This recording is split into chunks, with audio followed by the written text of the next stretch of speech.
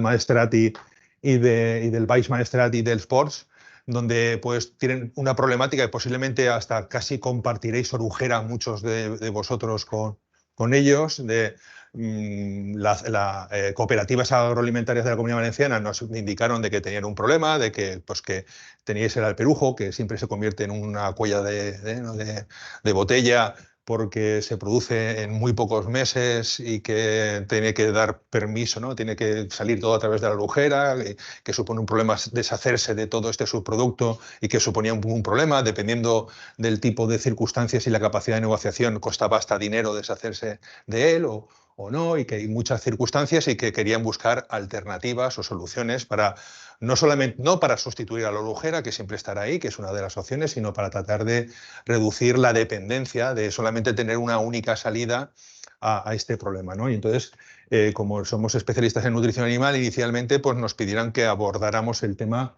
y vimos que a través de una ayuda de cooperación de la Generalitat Valenciana, pues tuvimos la posibilidad de financiar un proyecto de cooperación donde participaban cooperativas agroalimentarias de la Comunidad Valenciana, una empresa de gestión, la cooperativa de Xert, Masía de Candeales, que es una explotación de ganadera en la zona de Morella, y, bueno, y varias instituciones públicas que estábamos capacitadas para evaluarlo, hacer un prueba de gestión y aprovechamiento del alperujo en estas comarcas, ¿no? En este caso utilizando el vacuno extensivo, pero podría ser también extrapolable al uso principalmente del ovino, que tenemos bastante en la zona, aunque también hay algo de bovino por ahí.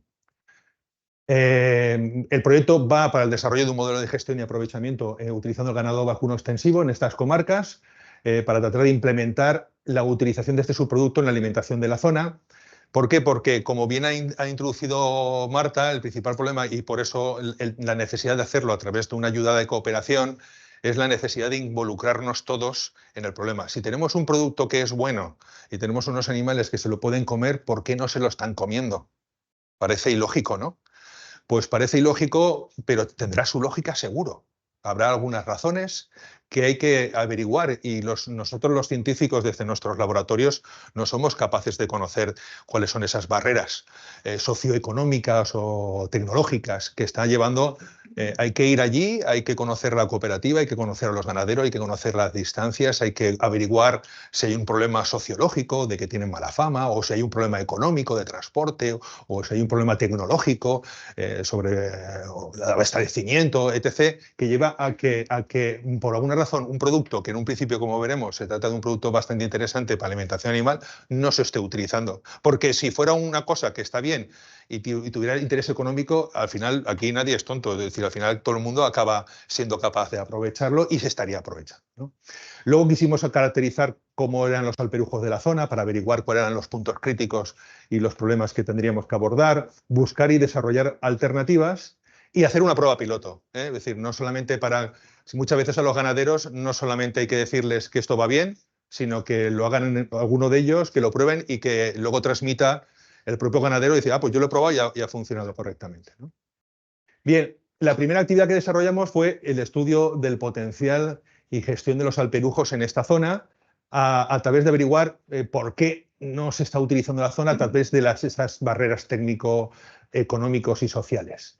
Para ello nos basamos en primero averiguar si verdaderamente en la zona en la que nos estábamos moviendo, dónde se encontraban las explotaciones ganaderas que pudieran hacer uso de esos subproductos, dónde se encontraban las almazaras y a través de una herramienta de información geográfica como es el GIS, averiguar el cómo y el cuánto es el kilometraje, porque el principal problema que tenemos muchas veces con el alperujo es, y siempre se quejaban los ganaderos, dice, es que principalmente es agua. Luego lo veremos que un 70% de lo que lleva el alperujo es agua y transportar agua es caro. Si fuera cebada o si fuera alfalfa que viene deshidratada, pues el kilometraje se paga mejor. Cuando tú transportas algo que pues lo único que te va a aportar principalmente es agua, el kilómetro te sale muy caro, ¿no? Entonces, pues queríamos averiguar y estudiar en función del precio del alperujo, en función del precio del kilometraje, en qué zonas podríamos estar llevando el alperujo de forma competitiva con respecto a otras materias primas para que lo que sería el transporte dejara de ser un problema, ¿no? Entonces, pues localizamos dónde estaban esas cabezas de ganado, dónde estaban las almazaras y lo que vimos que había una zona excedentaria, otra zona deficitaria, y que por tanto el comportamiento tenía que ser distinto. Y a partir de esa situación, pues planteamos distintas soluciones en función del radio de acción, de dónde se encuentran las principales almazaras y a dónde podríamos transportarlo a 20 kilómetros, a 30, a 40 o a 50 kilómetros para poder ser utilizado, ¿no?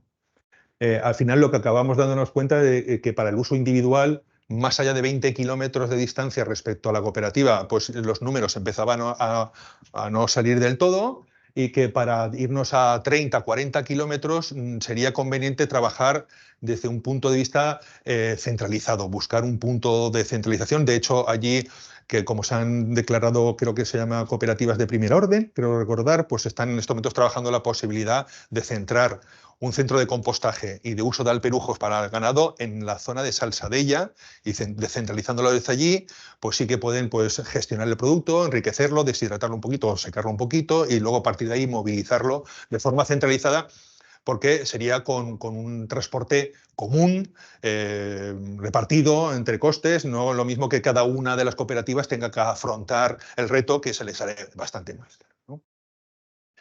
Otra de las cosas que estuvimos viendo es la posibilidad de conservarlo, porque tal y como hemos indicado, sí podríamos almacenarlo en determinadas zonas, en determinadas piscinas, pero no, claro, el problema nuestro es que la mayoría de vosotros en menos de un mes sacáis el 90% del aceite. Y por tanto, la concentración se os produce. Bueno, hay cooperativas que empiezan a lo mejor en octubre y terminan en marzo, algunas. Pero lo normal es que el 90% lo produzcan en noviembre, diciembre. Habitualmente la mayoría de la gente pues lo concentra.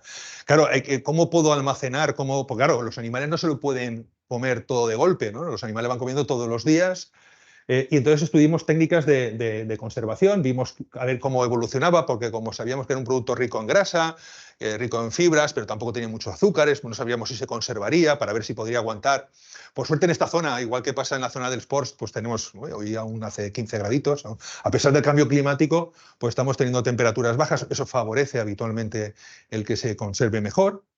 Y probamos posibilidades con productos que teníamos disponibles en la zona. Es decir, ver si con el alperujo solo, al 100%, el alperujo con hoja de olivo, ¿para qué? Pues para transportar más materia seca. Es un producto que tenemos en la propia cooperativa y que sería una forma de tratar de hacer que no tuviera tanta agua, porque habitualmente para ensilar bien tenemos que tener una materia seca en torno al 40-45%, y esto solo tiene 30-32% de materia seca. La hoja de olivo podría favorecer esa conservación para favorecer la fermentación. O tratar de añadirle un poco de pulpa cítrica, que en aquella zona de allí pues hay aún bastante, no sé si aquí aún llega la pulpa cítrica, pero allí sí que hay bastante disponibilidad de pulpa cítrica, o la combinación de ambas, ¿no? Vimos cómo era su comportamiento y nos dimos cuenta de que funcionaba muy bien. Si os fijáis, una de las cosas que ocurre cuando trabajamos solamente con alperujos es que se producen muchísimos lixiviados. Es decir, no se puede trabajar en silo trinchera de toda la vida. ¿Por qué? Porque el silo trinchera es con la cuesta hacia nosotros, de forma que se produciría un chorreo de agua importante y con una contaminación de los suelos. De hecho, todos los ganaderos que trabajan con piscina, que es con un silo de inclinación invertida, ¿no? Es decir, que evita que se salga. Al cabo del mes aproximadamente, por evaporación, ha pasado de ser un producto que tenía un 30% de materia seca a casi un 60%, porque el agua se va perdiendo fácilmente. Y además vemos que se conserva muy bien, que a los 90 días el pH sigue manteniéndose muy bajo, tanto con oliva, con hoja de oliva, como que no. Es verdad que la hoja de oliva te evita los problemas de los lixiviados, ya las pérdidas son mínimas, ¿no? Pasa de un 70% a un 14%, es decir, que es una buena idea siempre mezclar con hojas.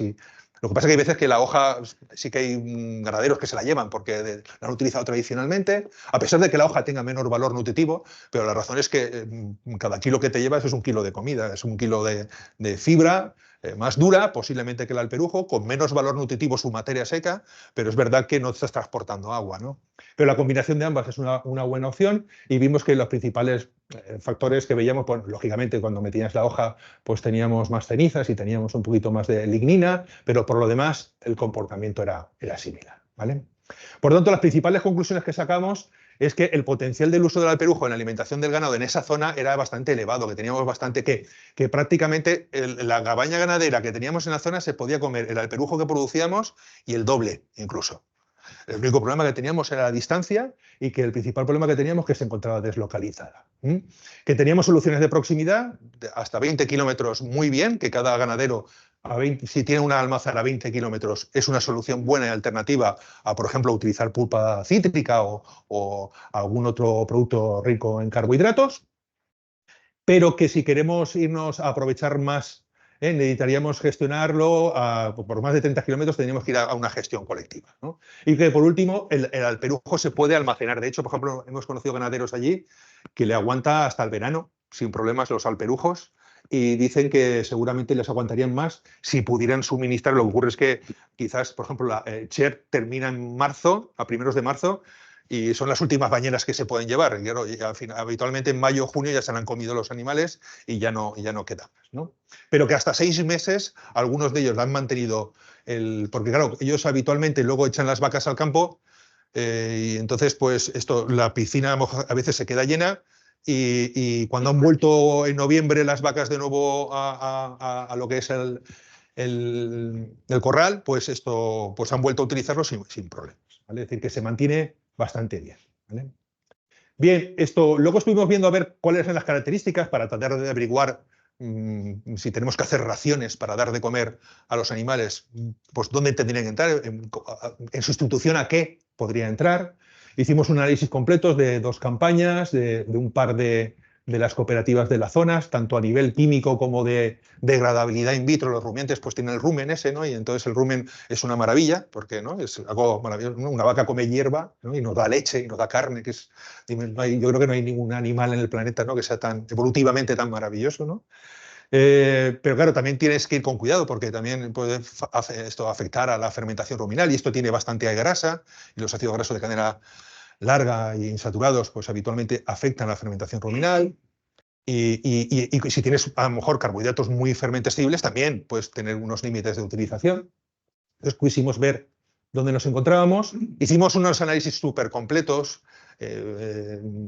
Estos son los principales, pero aparte de los minerales, también aminoácidos, ácidos grasos, microminerales, etc. Bueno, hicimos un análisis y un estudio bastante importante. La principal conclusión es que tenemos un producto que este es su principal problema, que tan solo un 31% es materia seca, el otro 70% es agua, ¿vale?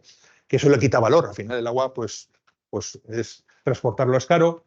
Pobre en proteína, que esto es algo también que tenemos que estudiar en posibles soluciones a futuro, de ver cómo podemos mejorar. Ahora hay algunas técnicas como la fermentación en superficie con hongos filamentosos que te permiten enriquecer en proteína microbiana metiendo fuentes inorgánicas, por ejemplo, amoníaco, urea, vibret y todo este tipo de cosas.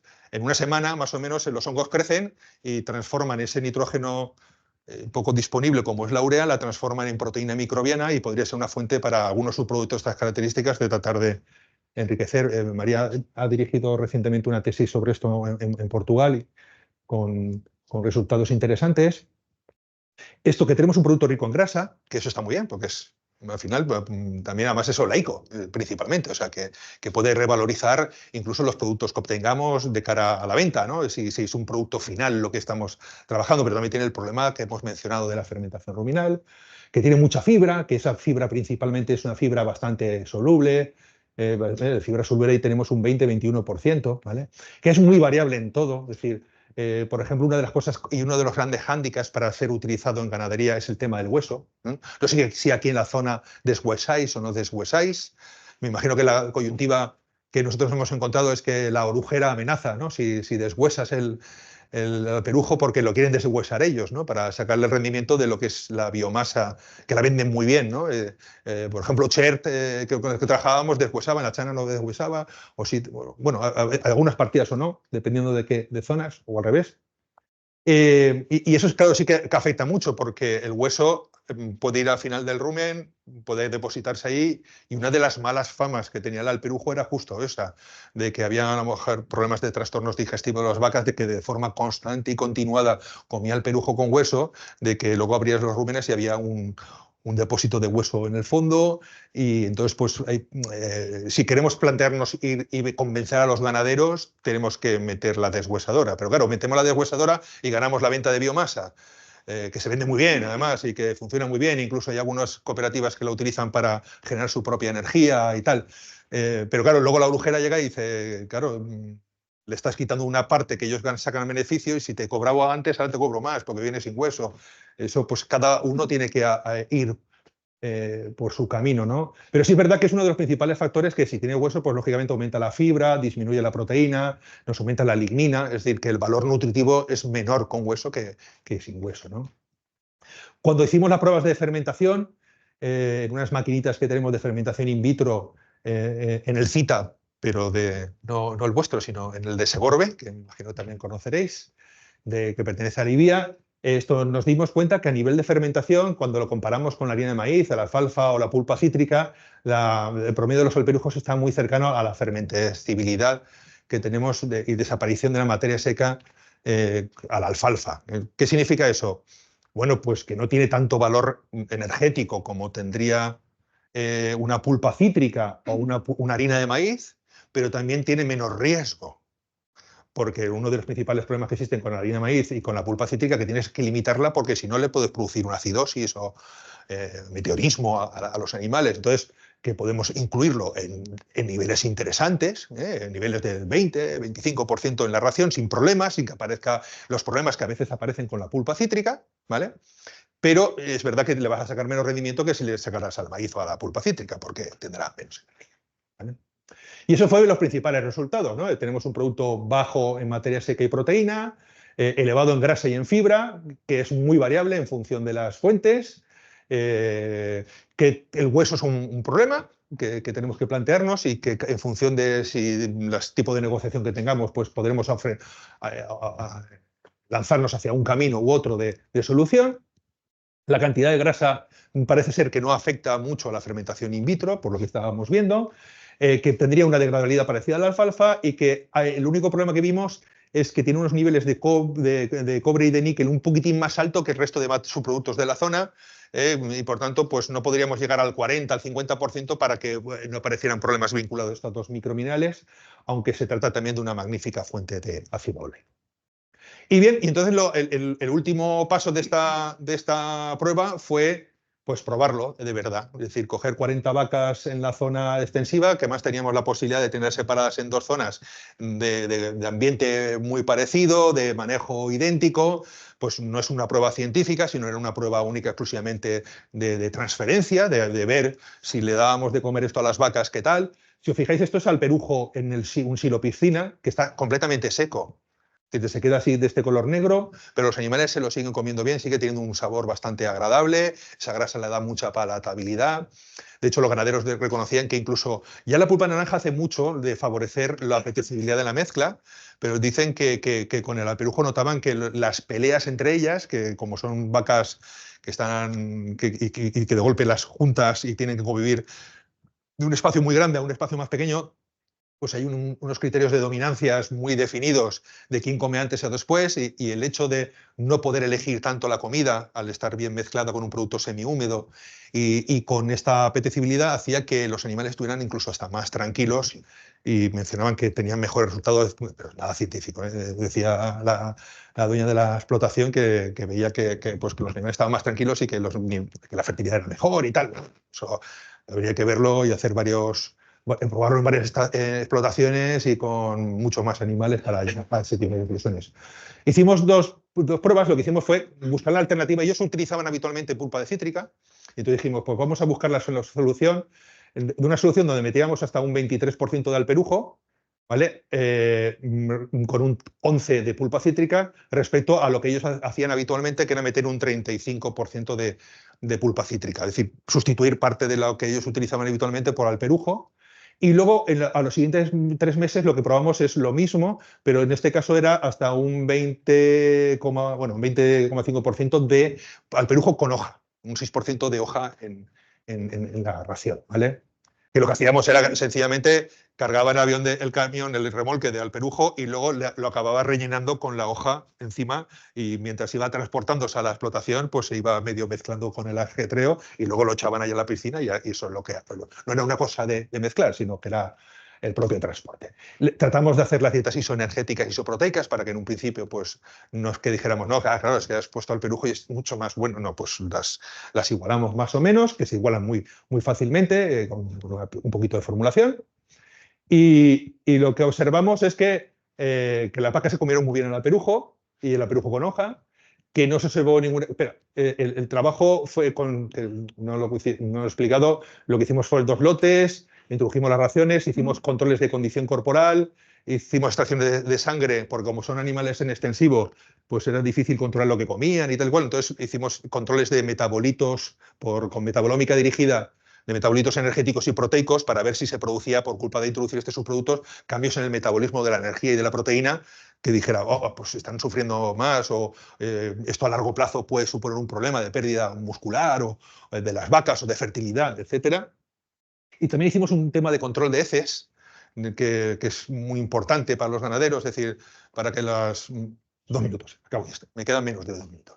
Esto, controlar un poquitín que todo fuera bien, porque las heces, sí, ¿no? Yo creo que hay un panel donde tú, si tiene forma de volcán, la cosa va bien, tiene una consistencia adecuada, y si está, de esta forma es una consistencia adecuada, hasta una consistencia más de tipo diarrea.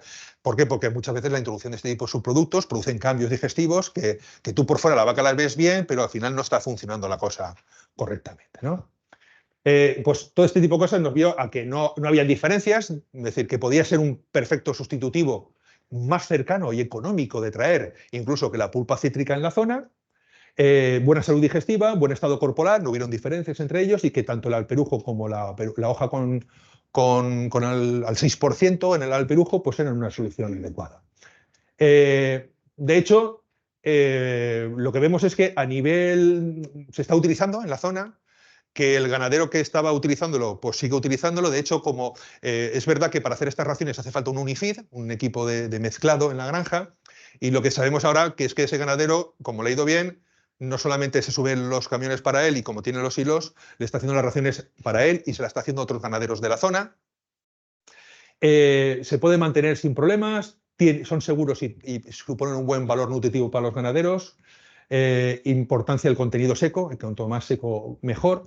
Los animales obtienen un buen consumo y unos buenos rendimientos. Y a día de hoy pues, se está convirtiendo en la zona, pues cuando teníamos este proyecto, de hecho, enlaza mucho con el proyecto que coordinó María, que viene a continuación, porque fue un proyecto de éxito, todo el mundo se quedó bastante satisfecho, sobre todo con las reuniones que tuvimos. Hicimos un webinar parecido a este, pero lo hicimos por WhatsApp. ¿Por qué? Porque los ganaderos aquí lo tenían muy mal y entonces esto lo que hacíamos era, hicimos esta presentación en trocitos pequeñitos, diapositiva, nota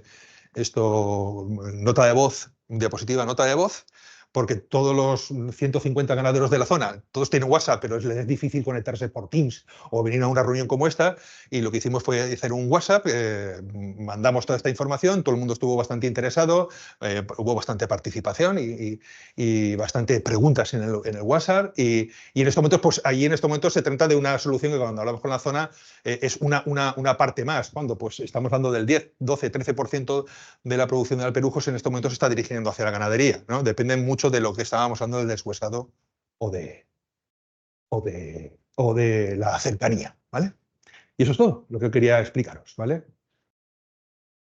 Aquí tenéis mi correo electrónico por si queréis contactar conmigo y mandarme alguna pregunta o cualquier duda y no sé si pasamos a la siguiente, ¿no? Yo creo que luego hacemos la mesa, ¿no? Pues nada, pues ahora sí, creo que sigue María, ¿no? Ah, perfecto.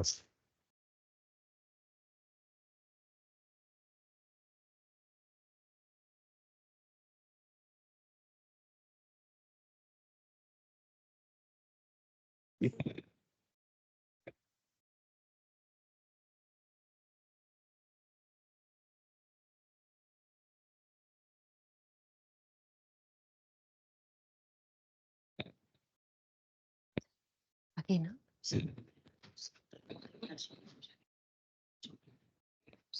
Voy a mirar así.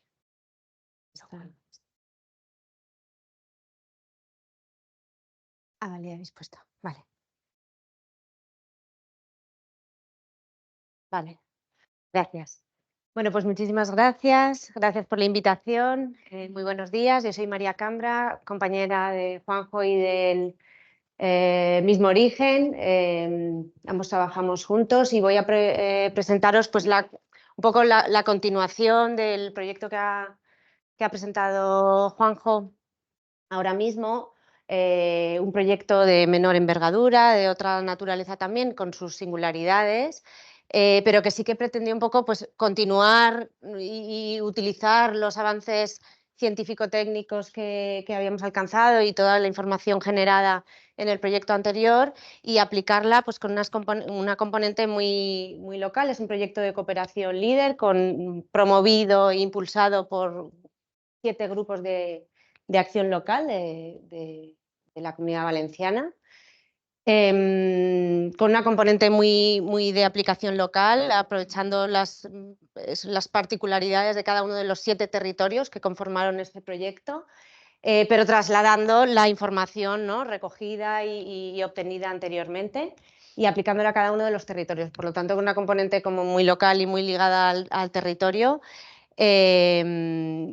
aplicando también herramientas participativas, tratando de integrar a los diferentes actores y agentes involucrados, tanto productores como ganaderos, como sindicatos, como la sociedad civil, utilizando junto con compañeros de la Universidad Politécnica de Valencia que están acostumbrados a desarrollar pues, herramientas participativas y de co-creación, pues tenía esta componente también en el proyecto y también pues tratar de, lo que no nos dio tiempo en el proyecto anterior, ¿no?, de fomentar esa divulgación y comunicación, y con esa componente formativa que vimos que también hacía falta de trasladar y de concienciar y de que fuera una herramienta también de aprendizaje, de trasladar toda la información que habíamos recogido y aquí se plantearon pues, diferentes actuaciones que ahora os comentaré un poco la historia del proyecto y las diferentes actuaciones que se realizaron,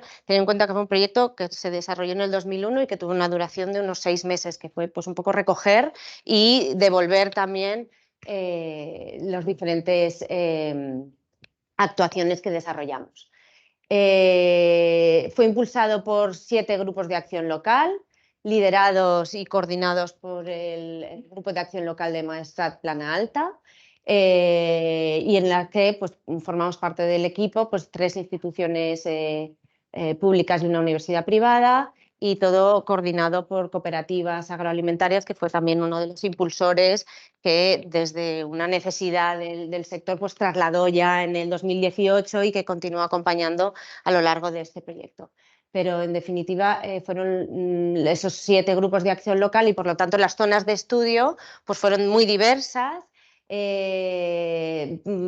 creo que de una forma bastante novedosa se unieron casi por primera vez 7 grupos de acción local en un proyecto líder interterritorial, combinando diferentes territorios, 4 provincias de Castellón, 3 provincias de Valencia. A todos ellos les unía la presencia de diferentes zonas de producción de olivo, presencia de diferentes almazaras, pero desde el punto de vista del uso del alperujo en la alimentación animal, pues no todos esos territorios tenían una tradición ganadera o incluso tenían un censo ganadero reseñable. Algunos de ellos ¿no? Pues ya destacábamos una cierta desigualdad en ese sentido. Pero este proyecto sí que pretendía dibujar otras alternativas, además de la de alimentación animal, que ahora os comentaré. Aquí están los nombres de los 7 grupos que participaron.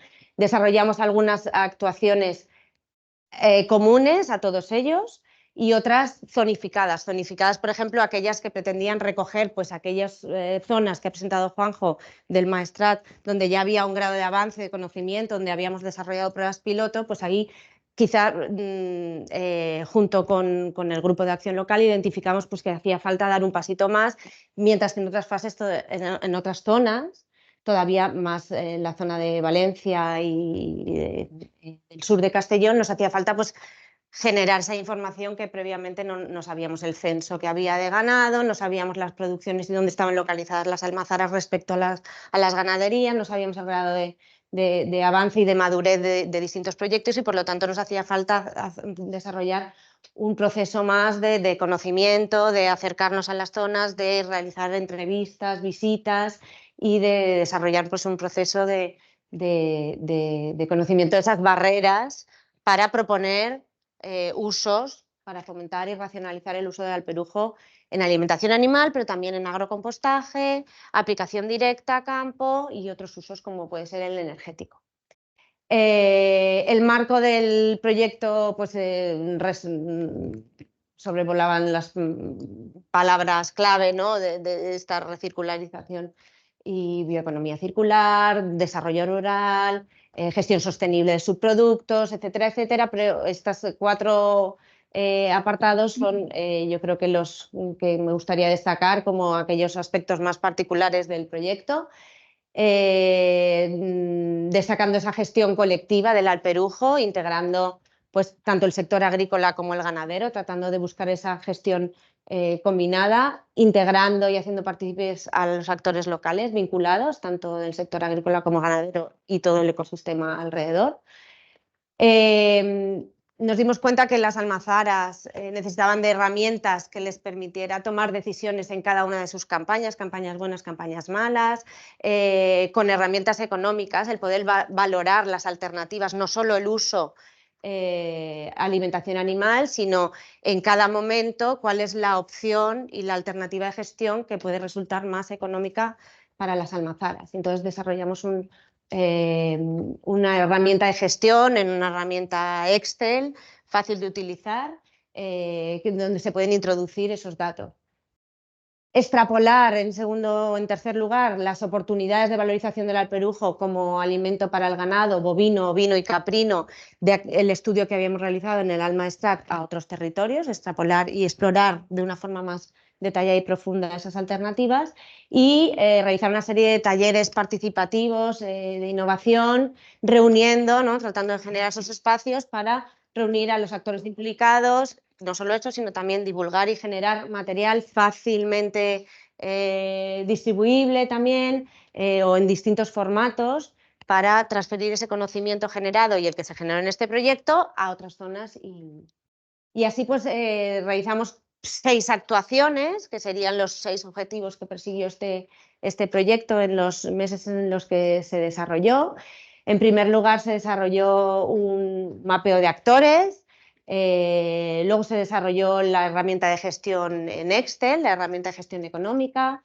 Se desarrolló un estudio de potencial y barreras del uso del subproducto del alperujo en alimentación animal en cada una de las zonas. Se diseñaron raciones tipo para facilitar, así como identificamos que las almazaras requerían y podía ser útil, y solicitaron, que les vendría muy bien, una herramienta para poder valorar económicamente las alternativas. Los ganaderos no disponían de información suficiente como para ir generando sus propias raciones o incluso irlas modificando, o cómo las tendrían que modificar en el caso incluyesen pues, el 20% de alperujo que ha comentado Juanjo, que se lo come muy bien, etcétera, etcétera, pero que nunca se lo pueden comer solo y por lo tanto deben combinarlo dentro de su forma de gestión. Como no hay 2 almazaras iguales, pues no hay 2 ganaderías iguales, y en extensivo, pues en el largo recorrido y todas las visitas que realizamos, pues no había una diversidad enorme en el manejo de la alimentación propia que hacían. Pues unos utilizaban una parte de pienso, otros ya venían utilizando subproductos, y por lo tanto ofrecerles pues escenarios ya de fórmulas tipo que podían utilizar, incluyendo lo mismo que estaban utilizando, incluyendo el alperujo. Y en ese caso también valorarlas económicamente, el ahorro que supondría el dejar de utilizar algunos alimentos en sustitución cuando entra el alperujo. Organizar varias jornadas formativas, que ahora os comentaré, por ejemplo, en la que ha comentado Juanjo, en formatos diferentes, como es en la herramienta grupos de WhatsApp, y luego reunir actores implicados en una especie de seguimiento, ¿no? De una vez identificadas las barreras, pues devolverlo y recoger también pues, esas inquietudes y tratar de trazar un recorrido a corto, medio y largo plazo, similar quizá a lo que podemos hacer esta tarde o al final de la mañana. Algunas de ellas fueron solo realizadas en algunos de los grupos de estudio, y ahora sí me gustaría, pues en lo que queda de mi presentación, pues recorrer esas 6 actuaciones y un poco mostraros pues cómo lo hicimos y algunos de los resultados que obtuvimos, y animaros a que si queréis pues un poquito más de información, bien contactéis conmigo y podemos contactar también con el grupo, el GAL coordinador, para ofrecer pues, las herramientas que generamos en este proyecto y poderlas compartir con vosotros. En primer lugar, el mapeo de actores, comentando, ¿no? Y viendo un poco, digiriendo los resultados del proyecto anterior, pues nos dimos cuenta que cualquiera de estos procedimientos o que pretendan generar un nuevo modelo socioeconómico de economía circular, generando una actividad nueva, pues va a afectar a múltiples actores, y por lo tanto requeríamos conocer ese ecosistema. Y junto con Joan Damià y con Guillermo Palau de la Universidad Politécnica de Valencia, del grupo de innovación, ahora no me acuerdo el nombre de su grupo, pero lo veo aquí muy pequeño, es tan chiquitín que no lo leo, que fueron los que lideraron esta actividad, pues recogiendo como las 4 hélices de actores implicados en el sector: la sociedad civil, la academia, la administración pública, la empresa y sus interacciones, pues realizaron un trabajo de identificar, de localizar a cuáles serían, dentro de esos 4 perfiles, los agentes implicados, y valorar de una forma cualitativa con diferentes atributos, su relevancia o influencia, el interés, la necesidad que tenían en avanzar en este caso y el conocimiento previo, pues situarlos para ver esas interrelaciones y un poco cómo se situaba y clasificar a los actores. No solo eso, sino también identificar y analizar también las iniciativas que ya estaban en marcha, como por ejemplo 2 de ellas que habíamos identificado en estos territorios, como podía ser la planta de purines de la Diputación de Castellón de Salsadella, donde ya se habían iniciado ciertas pruebas piloto de utilización del alperujo en combinación con otros subproductos agrarios para agrocompostaje, almacenamiento, o las plantas de Quatretonda, donde hay una zona de almacenamiento también, eso en la Quatretonda, en la Vall d'Albaida, cerca de Játiva.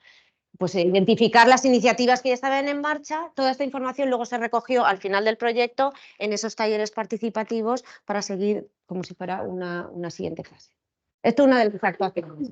Otra de las actuaciones que realizamos es con Gabriel García, del Departamento de Economía de la Universidad Politécnica de Valencia. Se desarrolló una herramienta en Excel sencilla, es esta herramienta de toma de decisión que se llamó Alperucop. Es una herramienta para las almazaras, para que las almazaras puedan introducir de una forma sencilla. Hay vídeos tutoriales de cómo utilizarla. Los datos de cada campaña, porque en cada momento pueden variar, y cuantifica de una forma más o menos sencilla pues diferentes escenarios y alternativas de aprovechamiento del alperujo, valorando tanto el compostaje como la alimentación animal, los costes que implicaría el incorporar una deshuesadora, y así, a modo un poco resumen, en la mayor parte de los casos o de los escenarios que se planteó a modo de prueba con la herramienta, siempre que se disponga de deshuesadora, la primera opción a nivel de rentabilidad económica es la alimentación animal, siempre que eso se realice a coste cero. En segundo lugar, el compostaje, hay un máximo que limita la legislación, y en tercer lugar, la orujera. La herramienta lo que pretende es ampliar la capacidad de gestión para las cooperativas, para que puedan pues en cada momento decidir, incluso tener valorada en términos económicos, las alternativas entendiéndolas como diferentes opciones, desde la alimentación animal, compostaje, la aplicación directa a campo creo que no estaba incluida, la opción del transporte a la orujera, que tiene su coste asociado, como bien sabéis. En tercer lugar, realizamos un estudio intensivo en las 5 zonas donde no se había realizado previamente de barreras, acciones locales para fomentar el uso del alperujo en alimentación animal. Esto sí fue muy dirigido a su uso en alimentación animal y por lo tanto queríamos conocer pues, las producciones de las diferentes almazaras, dónde estaban localizadas respecto, en cada uno de los 5 territorios respecto a la ganadería, qué tipo de ganadería había, los tamaños medios de los censos, recogimos pues todas esas informaciones, lo volcamos en un sistema de información geográfica, trazamos también esos radios de acción para ver, bueno, pues entre el 50 y el 90% de las granjas, no del censo, sino de las granjas, sí estaban localizadas relativamente cerca, en un radio entre 10 y 15 kilómetros de las almazaras, pero eso obviamente dependía de cada una de las zonas. Vimos una fuerte desigualdad, pues zonas de muchísima producción de alperujo y por lo tanto de mucho cultivo de olivo, eran algunas de ellas las que tenían pues, muy poquita ganadería y por lo tanto, pues para cada una de las zonas, de las 5 zonas donde trabajamos esta metodología, pues establecimos una serie de oportunidades que identificamos, de barreras a nivel geográfico, económico, social, de licencias también legislativas y propusimos en una serie de fichas como muy fáciles también de distribuir y de revisar en golpe de vista, pues para cada una de las 5 zonas, aquellas propuestas que desde ese conocimiento y estudio geográfico pues podíamos recomendar para cada una de ellas. Estos también se trabajaron después en los talleres formativos.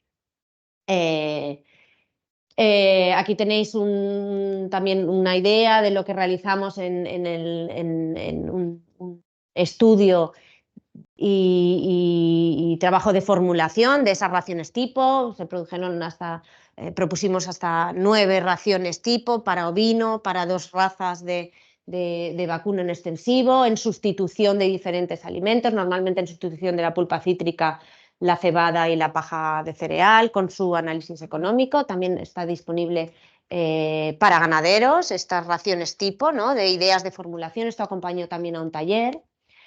Y se realizaron pues varias sesiones participativas, que sería lo último, y jornadas formativas. Solo a modo un poco también de curiosidad, creo que fuiste tú, Juanjo, que lo propusiste porque en otras asociaciones había funcionado muy bien. La jornada WhatsApp, os lo digo también como una idea, en la Asociación de Ganaderos de Bovino de Carne de Castellón, Arbocas, nos permitió entrar, porque le dices, un grupo WhatsApp, qué bien. Nosotros utilizamos la plataforma y un grupo ya consolidado y con unos 100 participantes, ganaderos, que nos permitieron entrar y durante día y medio, porque fueron jornadas de tarde buscando, ¿no?, esos momentos adecuados, pues de una forma bueno, que creo que repetiremos porque para determinadas, ¿no?, llegar a determinadas audiencias, pues puede ser una herramienta muy útil, fácil y rápida, además que lo podías mirar cuando quisieras, ¿no? Se desarrolló también un webinar para devolver esa herramienta de gestión Excel a las almazaras, así como un taller presencial de formulación. Todo esto se desarrolló en época post-COVID, entonces hubo una combinación de eventos presenciales y no presenciales. Una jornada de taller, ¿no?, de formulación para devolver esas raciones tipo y dirigido a ganaderos para presentar esto. Y ya termino, no sé quién me estaba marcando el tiempo. Una serie de documentos que tenéis disponibles y que os los puedo facilitar, si no, de guías de uso. Pensamos que también el tener trípticos digitales que se pudieran pasar por WhatsApp o fácilmente por email, y uno más largo de cómo se usa el alperujo, qué beneficios tiene para mí, cómo lo puedo conservar, qué composición tiene. Y una serie de material audiovisual, de píldoras formativas. Luego os podemos pasar el enlace de un vídeo, hay un vídeo del proyecto un poquito más largo, de 3 minutos, pero estos son píldoras también fáciles de visualizar en menos de un minuto, respondiendo a preguntas muy directas, ¿no? ¿Qué es el alperujo? ¿Qué composición tiene? ¿Cómo lo puedo conservar y almacenar? ¿Qué beneficios me aporta si lo utilizo en mi granja? Son pildoritas muy cortitas. Y luego, pues esos talleres que fueron un poco, pues en la parte un poco de devolver los resultados y las barreras y de contrastarlos y de trazar un recorrido a corto, medio y largo plazo en 7 talleres participativos en cada uno de los 7 territorios GAL, con cada una de sus pues peculiaridades y singularidades, donde pues se recogieron inquietudes y se trazó con una mirada hacia el futuro para racionalizar y realmente, ¿no?, explorar qué habría que hacer en este caso. Concluyendo, simplemente a modo de proyecto y del impacto que en ese corto recorrido pues, ha podido tener, pues yo creo que el proyecto trabajó mucho esa visibilización, concienciación y generar materiales de aprendizaje y de concienciación de que el alperujo es un recurso y que puede tener diferentes usos. En el uso en el que nosotros hemos estado más involucrados, que es en la alimentación animal, pues generar toda la información necesaria para que los ganaderos tengan información de cómo utilizarlo, de cómo sí, de cómo no, de cómo lo pueden conservar, valorar alternativas de gestión dirigidas a las almazaras y, por lo tanto, fomentar pues, toda esa formación, difusión y materiales de aprendizaje. Y luego aquí pues tenéis recogidas que, las conclusiones más generales a modo de las barreras principales que nos encontramos, que pueden ser también punto de partida para los talleres de un poquito más adelante. Pues desconocimiento de la composición del subproducto, la variabilidad y su estacionalidad, la deslocalización y las barreras geográficas que son clave, dificultad en la logística por falta de infraestructura para realizar diferentes usos o potenciar diferentes, por ejemplo, el agrocompostaje, pues es necesario espacio para almacenarlo, para utilizarlo en raciones compuestas, pues necesitar un carro mezclador, pues no siempre son disponibles, es una barrera.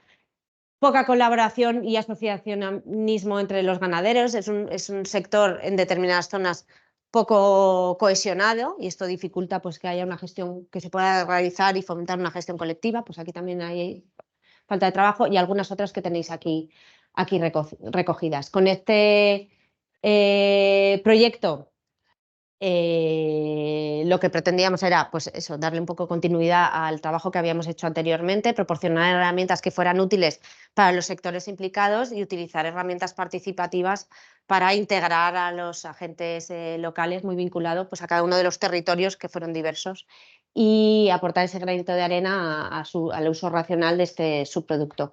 Si necesitáis información vía mí o el grupo GAL que coordinó, pues estaremos encantados de compartirla. Gracias.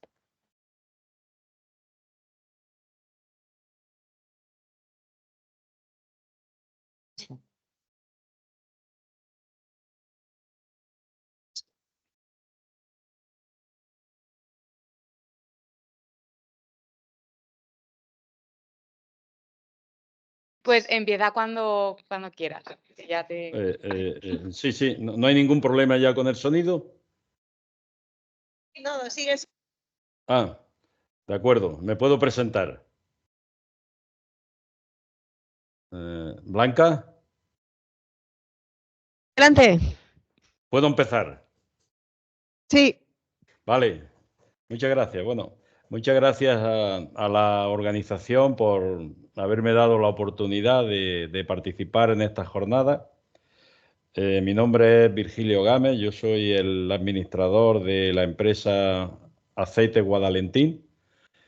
Nuestra empresa está situada en el sudeste de la provincia de Jaén. Somos una almazada, nosotros originalmente éramos una almazada, seguimos siendo una almazada. Producimos aproximadamente alrededor de unas 20.000 toneladas anuales de aceituna. Esa es más o menos nuestra amortiguación. Y producimos, lógicamente, alrededor de 16.000 toneladas de alpeorujo. Y creemos que la aportación nuestra a lo que ahora estamos llamando economía circular, que es una economía que entiendo que debe de ser la base del desarrollo de las zonas rurales. Nosotros empezamos con el proyecto de utilización de los subproductos hace ya mucho tiempo. Empezamos haciendo pruebas básicamente para compostaje. Intentamos compostar con distintos tipos de estiércoles, de bovino, de caprino, también con estiércol de ave. Salían unas pruebas excelentes. Pero bueno, en conjunto la pérdida tanto de volumen y de peso que se producía por la metanización de las pilas, como el poco valor añadido que tenía el abono final o el estiércol final, que no era lo suficientemente valorado por parte de los consumidores, de los agricultores, pues nos decidió que teníamos que apostar por algo más que intentar llevar el orujo a la orujera, puesto que, como hemos estado escuchando en las ponencias anteriores, aquí, igual que supongo que ahora mismo allí en vuestro territorio, pues era gravoso para las empresas. Aquí la mayoría de las empresas hacen doble extracción, o sea, hacen una primera extracción y un repaso del aceite. Por supuesto, prácticamente todas deshuesan. Con lo cual el material que llega hasta la orujera es un material bastante pobre. Yo creo que supera el 70% de humedad, puede rondar entre el 72 y el 73%, y la proporción de hueso pues no llega al 5%. Claro, con estos mimbres era muy difícil pedir que nuestro producto tuviese un rendimiento económico. Entonces, más o menos, esto venía suponiendo un coste importante para nuestra actividad. Es por esto que nosotros decidimos por nuestra cuenta hacer una serie de procesos que, como he dicho antes, empezamos hace unos 7 años y que hemos ido sofisticando con el paso del tiempo, hemos ido ampliando. Hemos ido dando respuesta a problemas que nos iban ocurriendo y tenemos un modelo de proyecto global para uso del Alpe Orujo que yo voy a exponer aquí someramente, y que, porque es bastante extenso, es bastante amplio, pero creemos que es una opción muy válida para valorizar el Alpe Orujo. Nosotros no solamente participamos en este proyecto nuestro, sino que tenemos un proyecto en el que somos partícipes mayoritarios en la provincia de Almería, donde, bueno, la provincia de Almería no produce, dentro de lo que es Andalucía, es la provincia de las provincias menos productoras de aceite de oliva, y la disponibilidad no llegará probablemente a las 100.000 toneladas. Con lo cual, pues se ha hecho un único proyecto para toda la provincia de Almería. En este caso, nuestro proyecto, nosotros estipulamos que nuestra área de influencia no va a ser más allá de unos 30 kilómetros. En esos 30 kilómetros, básicamente podemos tener alrededor de unas 100.000 toneladas de Alpe Orujo, de unas 15 o 20 almazaras, y podemos valorizar sus productos y conseguir una rentabilidad bastante interesante, aún a pesar de que, como he comentado antes, tanto en aceite como en hueso vienen completamente agotados. En nuestro modelo de almazara se trata, ustedes pueden verlo en internet como Ecofactoría Guadalentín. Es un modelo completamente nuevo en Andalucía y en España, no tiene nada que ver con lo que es una orujera tradicional. Nosotros podemos sacar incluso más de 10 o 12 productos distintos.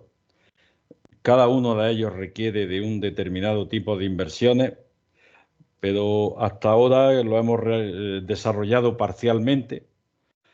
Pero también les puedo decir que estamos muy contentos de todos los pasos que hemos llevado hasta ahora, ¿no? Como la mayoría de las odujeras tradicionales, nosotros tenemos aceite de orujo de oliva crudo, obtenemos también un hueso de aceituna limpio, tenemos 3 grandes deshuesadoras. Ya le hemos dicho que el hueso ya viene de la almazara, pues, se lo han quitado parcialmente, entonces aquí viene una proporción del hueso más fino, el más pequeño, pero bueno, ese hueso es susceptible también de quitarse. Es un valor añadido, un subproducto con un valor añadido interesante. Y también tengo que decir que es el conjunto de todas las, del desarrollo de todas las particularidades que nos ofrece el Alpe Odujo, el que puede llegar a hacer que obtengamos unos valores interesantes, y también estamos hablando de un proyecto que tiene un uso mayoritario de mano de obra, que puede ayudar muchísimo en zonas despobladas o en zonas marginales o en zonas potencialmente susceptibles de desarrollo económico y social. La provincia de Jaén es una provincia, puede ser comparable en muchos aspectos a su provincia, a la provincia de Teruel. Es una provincia muy grande, de unos 13.000 kilómetros cuadrados, de los que la mitad es básicamente bosque y la otra mitad es monocultivo de olivar. La proporción de cultivos distintos del olivar es prácticamente insignificante. El olivar y el aceite de oliva, nosotros nos llevamos dedicando a él más de, pues vamos a hacer 100 años pronto, en 2026. Somos ya va a entrar en juego la 5ª generación dentro de poco. Y el olivar, hay que reconocer, es un producto de éxito. Y independientemente de que circunstancias climáticas hagan que haya unos vaivenes en el precio que son absolutamente indeseables, pero ciertamente es un producto que se está consumiendo en todo el mundo. Incluso en estos 2 años de escasísima cosecha hemos podido aprender que el consumidor es capaz de responder a un precio mucho más elevado del aceite de oliva del que todos pensábamos. Tanto en mercado nacional y especialmente en los mercados exteriores. O sea, el aceite de oliva está consolidado, desde mi punto de vista, como a nivel mundial, como la grasa más valiosa, y es aceptado casi por todo el mundo. Entonces, en base a esto, tampoco podemos dormirnos en los laureles de pensar que está todo hecho, porque ahora hemos perdido un montón de clientes en todo el mundo, hay que volver a recuperarlos, probablemente se podrán recuperar, yo soy optimista en este sentido, pero creo que debemos de esforzarnos bastante en ese 80% que no es el aceite de oliva, que es el Alpe Odujo, que es un producto técnicamente muy complejo, no vamos a engañarnos, es un producto que tiene carbohidratos, que tiene una proporción pequeña de proteínas, que tiene hueso, que es susceptible de metanización, susceptible de metanación, de hacer sin gas, de aprovechamiento como animal, de producción de biochar, de captura de CO2. O sea, el abanico que se abre es inmenso. Claro, la inversión es directamente proporcional a lo que queramos invertir. Creemos que es positivo y que casi todas las inversiones que podamos hacer, aunque resulten elevadas, van a tener una recuperación, un ratio de recuperación, entiendo que rápido. No, en algunos de los proyectos ahora mismo estamos involucrados, tenemos acuerdos con el CSIC aquí en Andalucía, con el Instituto de la Grasa, son proyectos de I+D+I, y en otros proyectos estamos básicamente en pañales, estamos iniciando los estudios, tenemos un acuerdo con una compañía francesa para la metanación. Lo haremos en los próximos años en nuestras instalaciones. Nosotros estamos abiertos a muchísimas opciones porque no queremos ser básicamente una odujera, porque entendemos que se abren un par de riesgos importantísimos.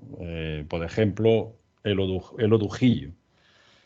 Por ponerle a ustedes un ejemplo, El año pasado su precio rondaba los 120-150 euros la tonelada. Este año estamos hablando de 40-50 euros la tonelada. El aceite de orujo sí ha tenido un desarrollo espectacular, pero no por ello se abren sobre él un montón de amenazas.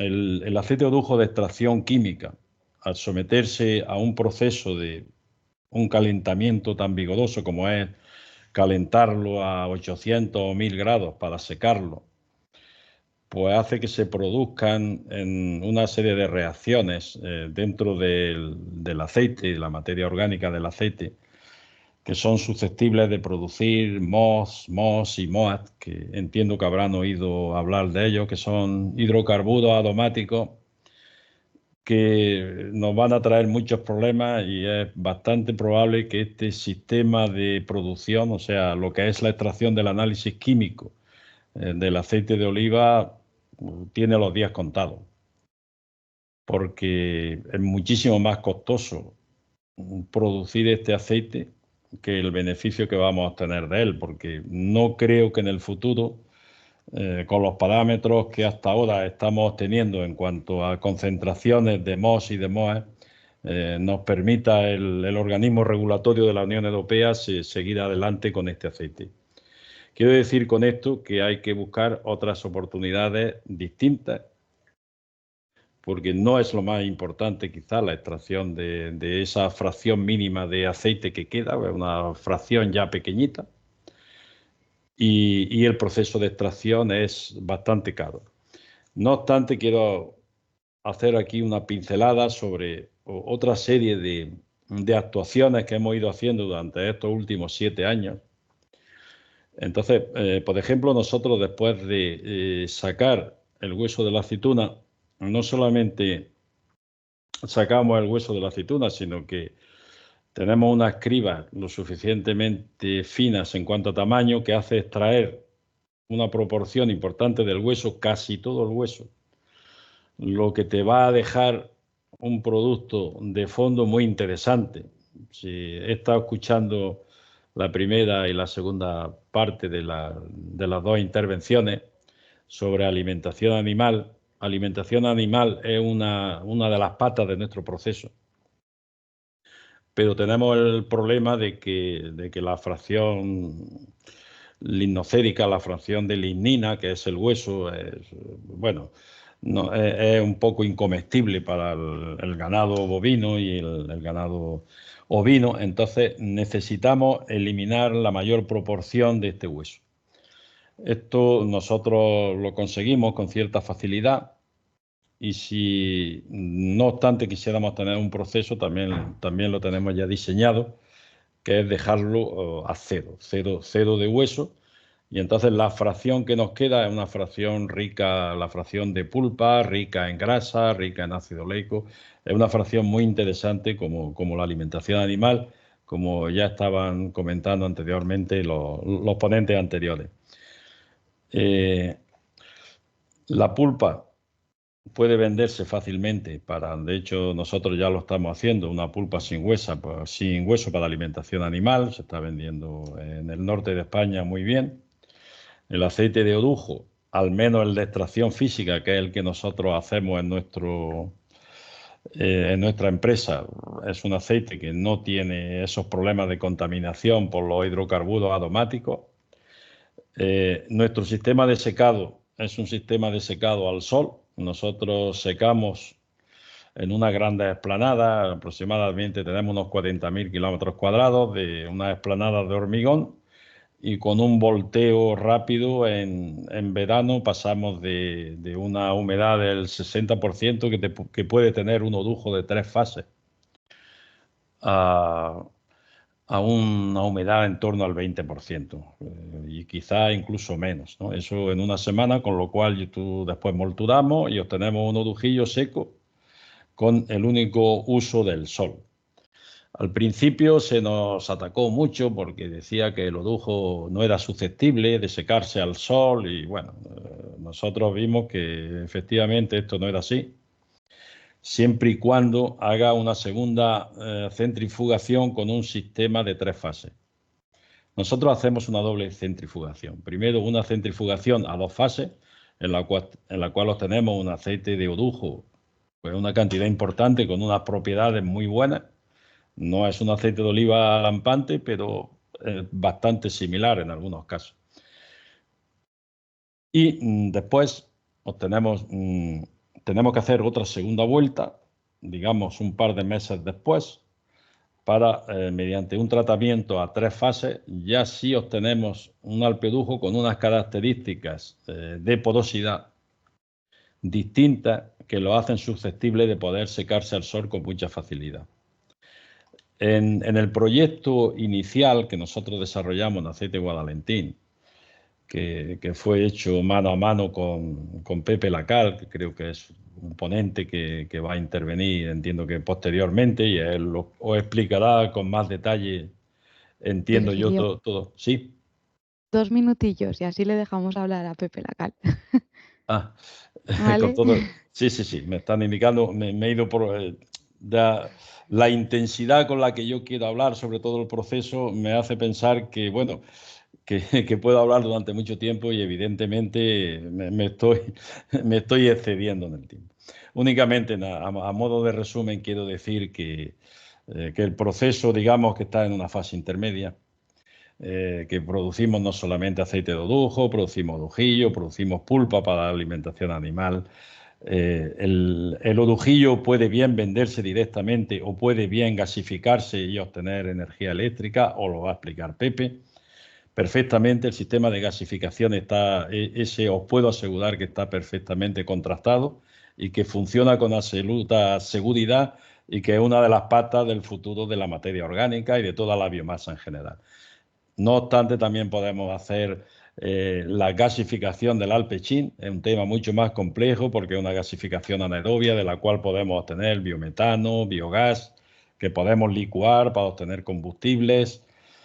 Nosotros, otra de las patas de nuestro proyecto es la obtención de abonos.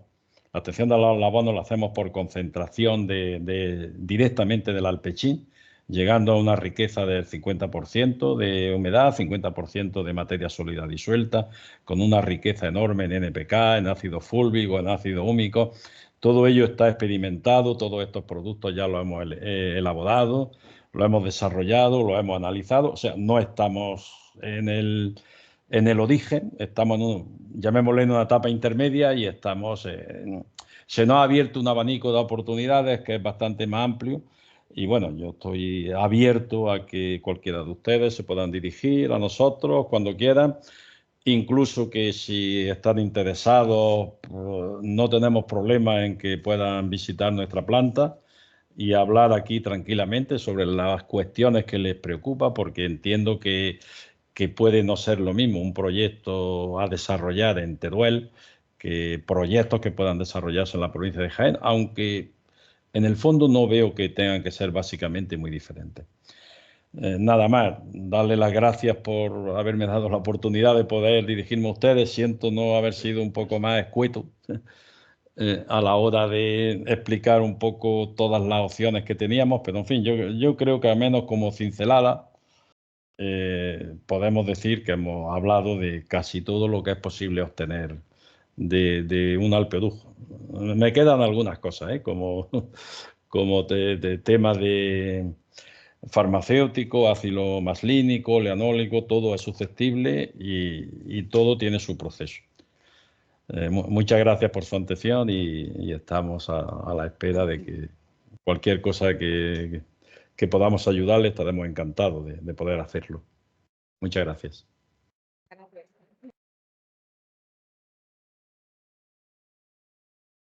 Vale. Bueno, buenos días. En primer lugar, gracias a CITA por darnos la oportunidad de compartir la experiencia de una tierra, como decía Virgilio, que nos parecemos bastante. ¿Perdón? Sí, pero voy a hacer una introducción así aprovechando. Yo utilizo la presentación poco, la tengo de fondo porque tiene muchas imágenes, muchas fotos, pero realmente la idea es contar un poco cómo empezó el proyecto de Virgilio y cómo surgió, ¿no? Y le estaba diciendo que podemos replicar esos modelos perfectamente, igual que hemos hecho allí, los podemos replicar aquí. Probablemente el tamaño es lo único que cambia, pero sí es verdad que las tecnologías como la gasificación, que es la que yo voy a explicar, que es la que conozco bien, o la digestión aeróbica, o la pirólisis, incluso que también hemos hecho ensayos con el hueso de aceituna de Virgilio, son modulares, son tecnologías que se pueden llevar a una almazara, que se pueden llevar a cualquier tipo de industria y que se pueden escalar fácilmente. Yo voy a centrar en la gasificación porque Virgilio, cuando habló conmigo la primera vez, él me planteó, yo tengo un problema con el orujo, todas las orujeras me pillan lejos de Pozalcón, porque Pozalcón está en un extremo de la provincia, lejos de todo, está lejos de Almería, está lejos de Granada y está lejos de Jaén. Está ahí en un punto ahí, poco entre medias de sitio muy bonito, por cierto. Entonces, en el modo operandi de la almazara en Andalucía es que el orujo, el 100% del orujo, salvo los proyectos de compostaje, que son pocos, va a la orujera. Existe una industria que la almazara, que hay solamente en Jaén 360 y tantas, en Andalucía podrá haber 500 y muchas, van a las orujeras, que hay 14 o 15 en toda Andalucía. Ese modelo se va a romper tarde o temprano. ¿Por qué? Porque desde mi punto de vista, el orujo, quien lo produce son los agricultores en las almazaras, por lo tanto son los que tienen que dar la solución. Es cierto que las orujeras no desaparecerán, pero se tendrán que reorientar, se tendrán que reenfocar, tendrán que meterse en este tipo de proyectos de economía circular y tendrán que compartir sinergias con las almazaras, lo que no puede ser esas tensiones que se producen todos los años entre almazaras y orujeras, todos sin excepciones, todo. Entonces hay una relación condenada a llevarse bien. Bueno, entonces él me planteó ese tema y me dijo, yo tengo esa balsa con 60 millones de kilos, ¿qué hago yo con eso? ¿Dónde lo llevo? He hecho compost, pero el compost no tiene mucha demanda, lo he mezclado con tal, ¿qué hago yo con eso? No me salen los números llevarlo a ninguna orujera. Eso tiene un 75% de humedad. A ver, ¿qué hago yo con eso? Así empezó la conversación. Pues digo, bueno, tampoco me lo pone fácil, vamos. Así al principio, bueno, algo se nos ocurrirá para hacer con eso, con esa humedad tan grande. Vale, entonces partimos de esta balsa. Esto es el 80% de la aceituna, es decir, el gran desarrollo del sector oleícola y por supuesto de la bioeconomía en el ámbito rural está ahí, en el 80% de la aceituna, de lo que no es aceite. Efectivamente, ahí se pueden sacar cantidad de productos, cantidad de aplicaciones. Yo voy a contarles solamente una aplicable en algunos casos. No digo que sea la solución modular, la solución principal. Bueno, voy a hablar un poquito rápidamente del orujo, de la gasificación como tecnología y de la aplicación al sector oleícola. Voy a intentar ser... Bueno, yo vengo de Bioliza por presentarme. Bioliza es una spin-off de la Universidad de Jaén. Yo soy profesor asociado, llevo, bueno, de esa y de otras universidades. Entonces surgimos hace 10 años con la idea de ofrecer soluciones tecnológicas fundamentalmente al sector oleícola. Pero ya estamos trabajando en muchos ámbitos, en muchos temas de descarbonización para otras industrias. Nuestro foco, digamos, que está en la biomasa y en la bioenergía, ¿no? Sí es cierto que yo a nivel más científico, más tal, me centré en la gasificación, porque en algo tiene uno que poner el foco. Pero realmente, los 25 años que llevo en el sector de la biomasa, he trabajado todas las tecnologías desde todos los puntos de vista y de todos los ámbitos. Y claro, nuestra propuesta de valor no puede ser otra que la bioeconomía. Así es que el sector oleícola es el mejor ejemplo de bioeconomía, bueno, iba a decir del mundo, no sé si del mundo, pero es donde se viene aplicando la bioeconomía históricamente. Lo que pasa es que ahora los conceptos, bueno, es cierto que hay que actualizarse, que aparecen conceptos nuevos. ¿Por qué? Porque estamos hablando siempre de optimización de costes, de competitividad, de autosuficiencia, en este caso energética, que era el problema que tenía Virgilio, porque Virgilio no tenía allí luz, no tenía energía eléctrica. Y tenía un grupo electrógeno funcionando de 500 kVA, que era el que le daba la energía eléctrica para toda la nave de repaso y el proceso, con lo cual tiene una biomasa y no tiene energía. Por ahí empezó la película, ahora la seguiréis ganando. Hablamos de innovación porque estamos introduciendo tecnologías nuevas en el medio rural y en sectores como el oleícola, y hablamos de sostenibilidad. Es que, decir, ¿qué mejor ejemplo de bioeconomía? Bueno, el alperujo es un problema o una oportunidad. Para mí es una oportunidad, para Virgilio y para los que estáis aquí estoy convencido que también. Pero para muchos es un problema tremendo. Para la almazara es un problema tremendo. Porque el alperujo es esto. Es que no lo sepa, aquí lo sabemos todos, pero yo doy clases muchos másteres, incluso fuera de tal. Y claro, tengo que centrar un poco en explicar de qué partimos. Partimos de eso. ¿Qué hacemos con eso tan complejo de manejar? Porque claro, en Andalucía en el año 92 se cambiaron los sistemas de repaso. Virgilio ha hablado de ello en varias ocasiones, de 3 fases a 2 fases. Realmente no se solucionó un problema, lo que se trasladó de sitio de la Almazara, se trasladó a la Brujera. De manera que ahora hay que solucionar esto, hay que manejar esto. Y esto es complicado de manejar. Por lo pronto los camiones son camiones bañeras, son cerrados, las balsas tienen que ser de un tipo especial, todo se complicó. ¿Qué ventajas tuvo? Que no se producía la fracción líquida o el pechín, que entonces no llovía como sigue sin llover en Andalucía, contaminaba los ríos, era un problema ideal. Aunque ahora las brujeras han vuelto a repasar en 3 fases, como ha dicho Virgilio. Al repasar en 3 fases, tengo una fase acuosa interesante para someterla a un proceso de digestión anaeróbica o para obtener polifenol y demás, y tengo un orujo mucho más manejable, ¿no? Con menos humedad. Bueno, esto es lo que se hace normal en Jaén, en Andalucía. Tenemos el aceite de oliva, el perujo, el hueso y las aguas residuales.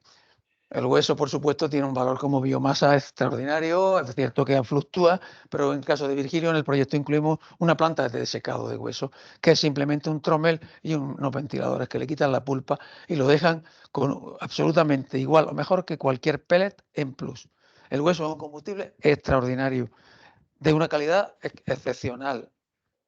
Eso sí, para utilizarlo en procesos de combustión hay que quitarle un poquito de humedad y la pulpa, porque si no tendremos más cenizas, más partículas, las calderas funcionan peor, etc. Bueno, ¿qué pasa con el alperujo? El alperujo se degüesa, 100%, no hay excepción, todo el mundo degüesa. Se repasa, el repaso sí es verdad que puede variar de la campaña, si es muy grande, si es muy pequeña, pero normalmente todo el mundo repasa. Y luego va a un proceso de secado, que puede ser natural, como el caso de Virgilio, o puede ser forzado, para luego una extracción química en la que se obtiene aceite de oliva crudo y orujillo como fuente de biomasa. El orujillo se utiliza también para el secado, aunque la mitad de las orujeras tienen cogeneraciones con gas natural, unas veces parada, otras veces no, etcétera, etcétera. Vale. Entonces, en el caso de Virgilio, él tenía ya una autorización ambiental del compost para hacer un secado natural. Bueno, pues entonces Virgilio coge y ¿qué hacemos? Sigue degüesando, o sea, se degüesa en Almazara y se degüesa en Orujera. O sea, degüesa todo el mundo, todas las veces, y se sigue sacando hueso. Un poquito más pequeño, pero todo el mundo degüesa. O sea, doble degüesado y doble repaso. Se repasa en Almazara y también se repasa en Orujera. Esto lo hacen todos, 100%. A partir de ahí la diferencia está en el secado, es lo que hablaba yo antes con él. Si rompemos aquí, podemos ir a procesos de digestión anaeróbica o de compostaje. Si no rompemos aquí y vamos a secado, tenemos que ir a procesos termoquímicos, combustión, gasificación o pirólisis. Así de sencillo, al menos así lo veo yo. Por tanto, ¿qué dice Virgilio? Secamos, ¿vale? Si secamos tenemos un orujo graso seco que al final es una fuente de biomasa para someterla a un proceso termoquímico como es la gasificación. ¿A qué coyuntura nos estamos enfrentando? En el caso nuestro de Andalucía, grandes campañas. Es cierto que han venido 2 pequeñas porque no ha llovido, pero ya con la lluvia última se prevé una campaña media importante. Bueno, no hablo de magnitudes, pues imaginaros una campaña de media en Andalucía o en Jaén. Elevada humedad y poca riqueza grasa, porque todo el mundo repaso. Gran consumo de energía para el secado. Muchas partículas, porque los que no secan con gas, que secan con sistemas tradicionales de trommel rotativo y horno de orujillo, emiten muchas partículas, con lo cual la administración está harta de las partículas. Y luego tenemos el deshuesado generalizado. Bien, el objetivo sería generar valor añadido para aceite Guadalentín, autoproducir energía eléctrica y térmica y hacerlo todo en un marco de sostenibilidad. Ese era un poco el escenario con el que yo me enfrenté. Digo, bueno, pues no nos quedan muchas opciones. No nos quedan muchas opciones. De todas las opciones que podíamos tener, que las pongo, ¿no? Yo me fui a la gasificación, porque es la que me permite obtener un gas sintético. Es cierto que tiene poco poder calorífico, tiene poco metano, pero es un gas obtenido del alperujo. Ese gas me permite usarlo en un quemador, en una cámara de combustión, en una caldera o en un motor. O producir hidrógeno, CO2 o metanol, que ya veremos después. ¿Por dónde vamos, no? ¿Por qué? La combustión no tiene sentido, porque mira un ciclo de potencia con turbina. Para esas potencias, hablamos de que él tenía una demanda allí de 500 kilovatios, que al final nosotros instalamos 2 motores de 500 kilovatios. Con eso cubríamos la demanda eléctrica total. O sea que lo bueno que la gasificación es modular, podemos partir de la demanda de una almazara. 100 kilovatios eléctricos, pues 100 kilovatios. 1 megavatio eléctrico, 1 megavatio. Bueno, en este caso nos fuimos a 1 megavatio eléctrico, que era cómo podríamos satisfacer su demanda. Y empezamos con la gasificación. Es una tecnología ampliamente extendida en el mundo, pero poco conocida en España. De hecho, después de la Guerra Civil llegaron a existir muchos motores de gasógeno, incluso motos y coches de gasógeno. Es un proceso que permite transformar un sólido en un gas mediante temperatura. Mediante temperatura, no por la acción de microorganismos como la digestión anaeróbica, sino por la acción de la temperatura, ¿no? Del calor. Bueno, sencillamente eso que aparece aquí. Esto es un reactor. Yo incorporo la biomasa seca. Dos limitaciones que tiene que tener. Tengo que tener una biomasa seca y homogénea. Bueno, tampoco es mucho pedir. Oye, una biomasa seca y homogénea. Estamos hablando de que ellos ya secan.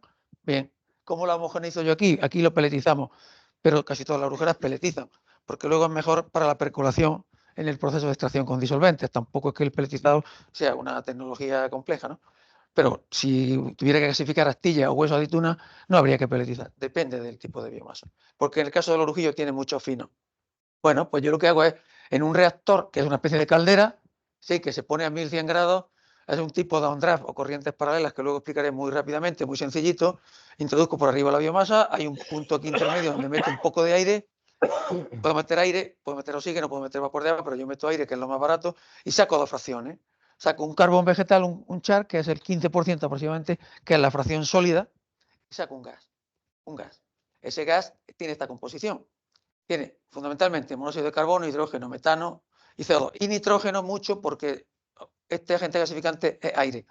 Pero fijaros, puedo sacar energía térmica, eléctrica, síntesis de combustibles, síntesis de productos químicos, hidrógeno, metanol. O sea, ya teniendo el gas, las posibilidades son enormes, enormes. Entonces, esto es lo que yo le planteé a Virgilio. El proceso de gasificación, todos los procesos de gasificación funcionan según estas cuatro fases. Lo que pasa es que hay algunos muy complejos, pero yo me fui al más sencillo, que es el downdraft, este de corrientes paralelas, donde biomasa y aire se van en la misma dirección.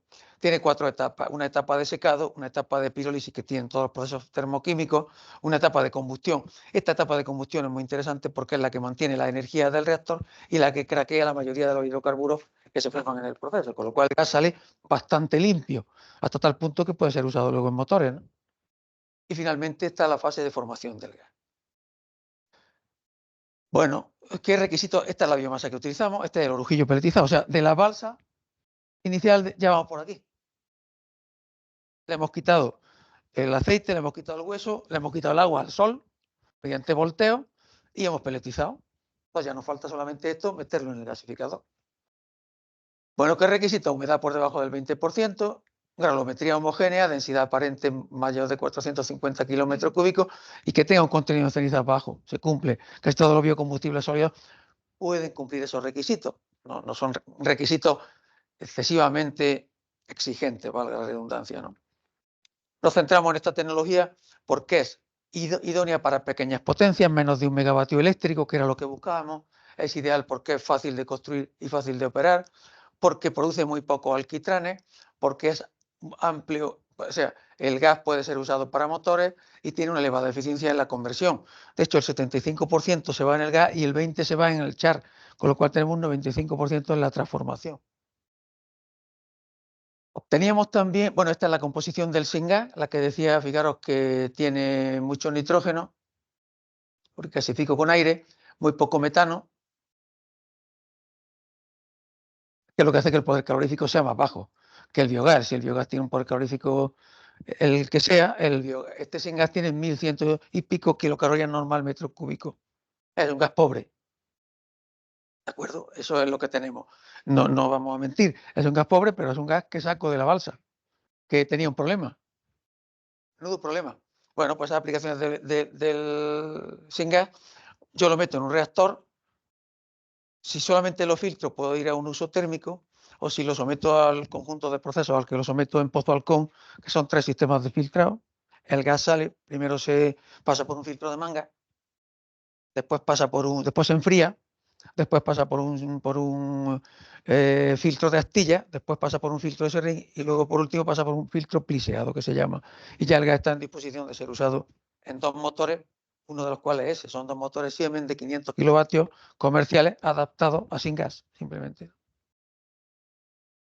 ¿Qué conseguimos con ello?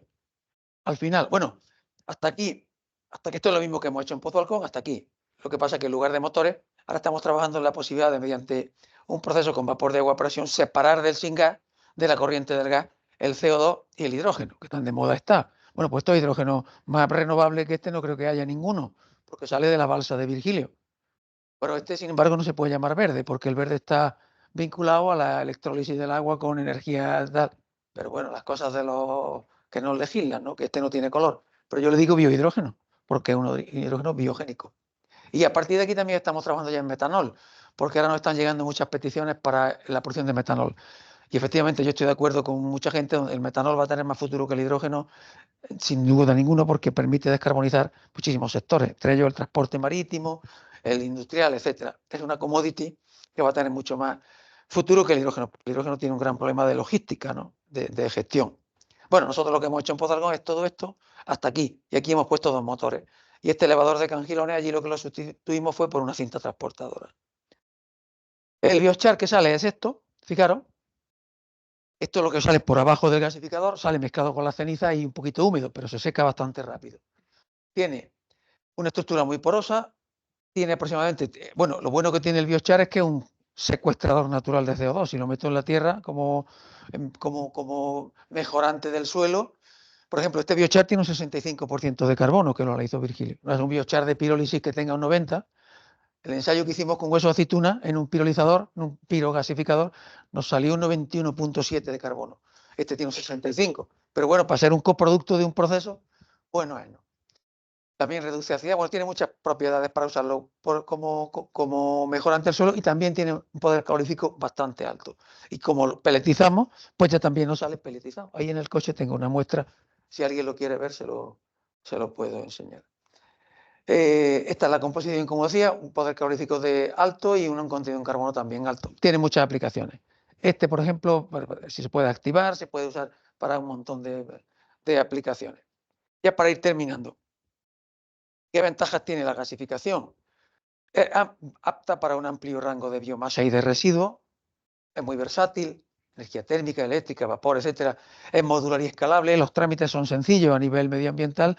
Nosotros conseguimos una autorización ambiental unificada, pero muchas industrias que ya tienen esa autorización ambiental, y está aquí José Luis, mi compañero, que es el que se dedica a esos temas, el trámite es sencillo comparado con otras tecnologías que dice, oye, tengo aquí 3 años de trámite con medio ambiente, los del biogás tenéis la marinera, por ejemplo, es mucho más sencilla, y luego una tecnología de elevada eficiencia energética.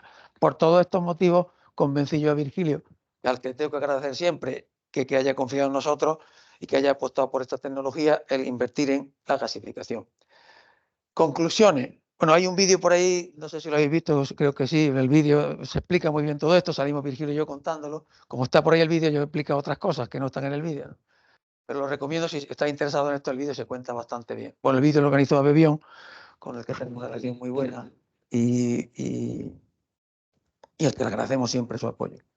Para terminar, fijaros qué foto más bonita está de cuando empieza la cosecha en verde en Jaén, en octubre, porque allí la gente adelanta ya cada vez. Ya mismo van a coger la aceituna estando en la playa. Hay gente que va a estar en la playa y decir, me voy sí, porque están ya por octubre recogiendo. Cuidado que allí en octubre puede hacer todavía 30 y tantos grados, fácil, ¿eh? Entonces, y bueno, hay casos en los que se puede llegar a la paradoja de que haya que refrigerar para poder hacer luego el batido y demás, ¿no? Entonces, fijaros qué color más bonito. Esta foto la hice en Linares, lo que decía, ¿no? Pues la pongo porque mucha gente no conoce sus productos, el truquillo, el pechín, y no, le planta una foto de esta y ni 40 conferencias de nadie para saber a lo que nos enfrentamos. Y este era muy fresco, era cuando la aceituna se coge por esa época y además de una variedad de estas, y era de un color verde muy, muy bonito. Bueno, conclusiones para terminar. Es una tecnología versátil que se puede ampliar perfectamente en el sector oleícola, independientemente del tamaño de la almazara, que te puede generar tu propia energía. Y aparte te genera calor. No he dicho que los motores, aparte de la energía eléctrica para el autoconsumo, tienen 2 rangos de temperatura. De térmica, el agua caliente a 75 grados, que la puedes sustituir por la caldera para el batido, y los gases de escape a 405. O sea, la potencia eléctrica que da el motor, la potencia térmica es casi el doble. Se puede aprovechar el syngas para varias aplicaciones. Se puede obtener como coproducto un biochar, que si además lo utilizamos con fertilizantes tendremos unos derechos de emisión de CO2, de manera que 1 tonelada de biochar equivale a entre 2,5 y 3 toneladas de CO2, que son proyectos basados con bioeconomía circular, más bioeconomía circular que a partir de la balsa de Virgilio. Ahí no hay nada más que la materia prima que había en esa balsa. que es el 80% de lo que no es aceite, de la aceituna, es decir, todo lo que no es aceite. Bueno, y está alineado con todos los objetivos de medio ambiente, tal y cual, se genera empleo, se genera riqueza. Bueno, tengo que decir para terminar que esta inversión también fue apoyada por la Agencia Andaluza de la Energía con un incentivo del 40%, que no es poco, que también cuando hay personas como, bueno, en este caso Virgilio, porque era un creyente, una persona innovadora, pero cuando estas tecnologías nuevas llegan a sectores como el oleícola, que suelen ser sectores, bueno, es decir, tradicionales, con muchas veces reacios a innovar, el apoyo de la administración es muy importante porque de alguna manera compensan esas dudas que pueda tener el cliente final para introducir estas tecnologías, ¿no? Entonces, este fue el proyecto de Virgilio en resumen y bueno, ya está. Espero que haya sido interesante y cualquier duda pues luego la comentamos, ¿no? Muchas gracias.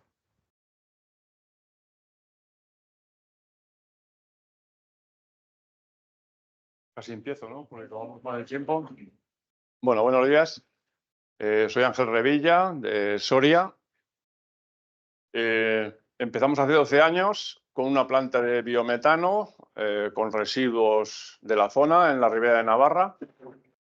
Esta planta lleva operando bastante tiempo, generando electricidad y vendiéndola con prima, que era el sistema que había anteriormente.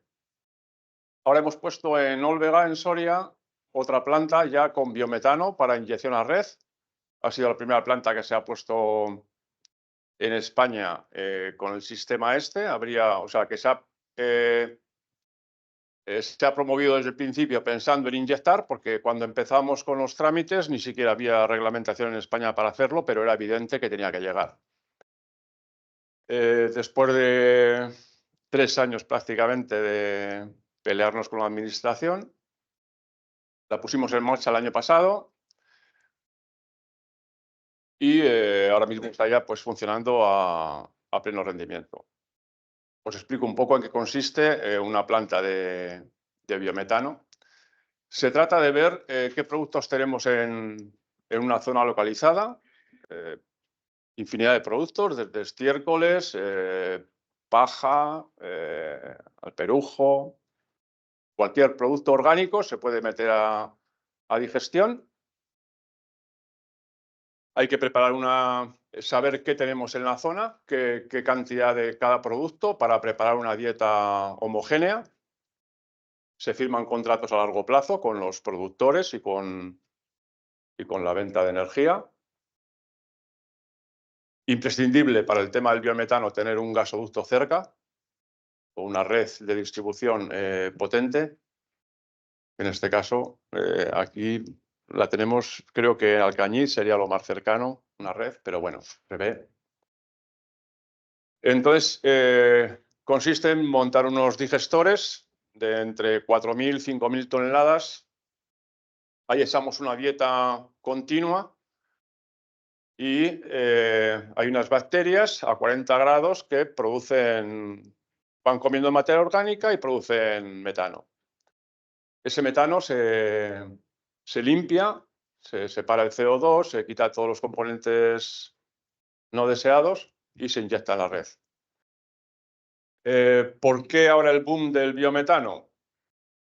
Pues porque estáis viendo que todas las empresas dicen que en el 2030, 2035 van a ser neutras en CO2. Esto es imposible, es imposible. Una empresa no puede ser neutra en CO2. ¿Cómo funciona el sistema? Nosotros inyectamos el gas en el gasoducto, se nos certifica como que es metano verde y eso tiene unas garantías de origen. Ese documento yo os lo vendo a una empresa alemana, suiza, inglesa, que se resta sus emisiones. Y entonces, este es el sistema, no hay subvenciones de por medio. Yo firmo un contrato con una empresa noruega, le vendo X garantías de origen y él se las descuenta para decir luego que es una empresa verde. Este es el funcionamiento. ¿Qué ocurre? Que en vez de tener un producto como el metano, que ahora mismo tiene un valor de unos 30 euros megavatio, pues tienes un metano a 30 euros más una garantía de origen que puede suponer pues, otros 50, 60, 70. Este es el sistema. Francia y Alemania Italia nos llevan como 10 años de ventaja, Dinamarca 20. En Dinamarca prácticamente 50 al 60% del gas natural es renovable. En España hay un objetivo de llegar a un 20% en 10 años, que dependerá sobre todo de la administración, porque dicen que dan facilidades, pero autonomía, el Estado, el follón. A ver, estamos ahora promoviendo en Huesca una planta, pues, claro, cada planta es particular, dependiendo de lo que nos encontramos. Esta zona de Huesca hay una cooperativa muy dinámica,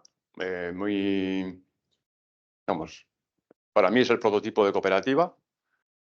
Tienen ganado, tienen tierra, tienen fábrica de piensos, son integradora, una maravilla. ¿Qué hacemos? Vemos lo que hay en la zona, qué posibilidades tenemos. Tenemos el gasoducto en la zona.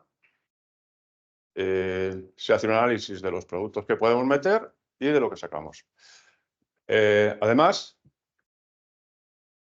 si metemos 50.000 toneladas de productos, obtenemos más o menos 45.000 toneladas de un abono orgánico. Un abono orgánico que sustituye al nitrato, al abono, al 100%, y que además aporta materia orgánica a la tierra. Y todo, economía circular al 100%, es decir, el agricultor que recogemos la paja del residuo de su finca, la echamos al digestor y le suministramos el abono para su finca. El ganadero que nos trae el estiércol, lo mismo, nos trae el estiércol, luego aplicamos, previo paso por la digestión, aplicamos, o sea, él sigue teniendo el mismo problema con la aplicación del purín, pero como él produce purín continuamente, nosotros digamos que asimilamos ese purín y luego lo aplicamos cuando el agricultor lo necesita. Y esto es básicamente una planta de biometano. El caso del alperujo pues tiene su circunstancia, que se produce durante 2 meses. Es el problema que hay que darle vueltas. En Andalucía están haciendo muchas plantas, hay muchos proyectos de biometano, pero cada proyecto hay que estudiarlo muy particularmente. Esto es lo que os puedo contar del biometano. Tenemos otros 2 proyectos en Navarra también, otro que empezamos a construir ahora, y es siempre lo mismo, es una zona que tengo aquí, cómo lo gestiono, contratos a largo plazo con los productores y con los agricultores y ganaderos y ver la solución.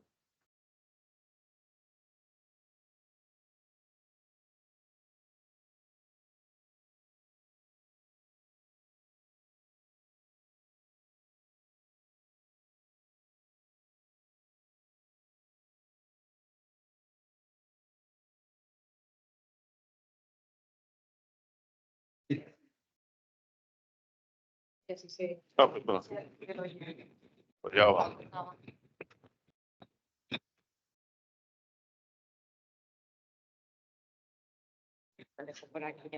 Vale.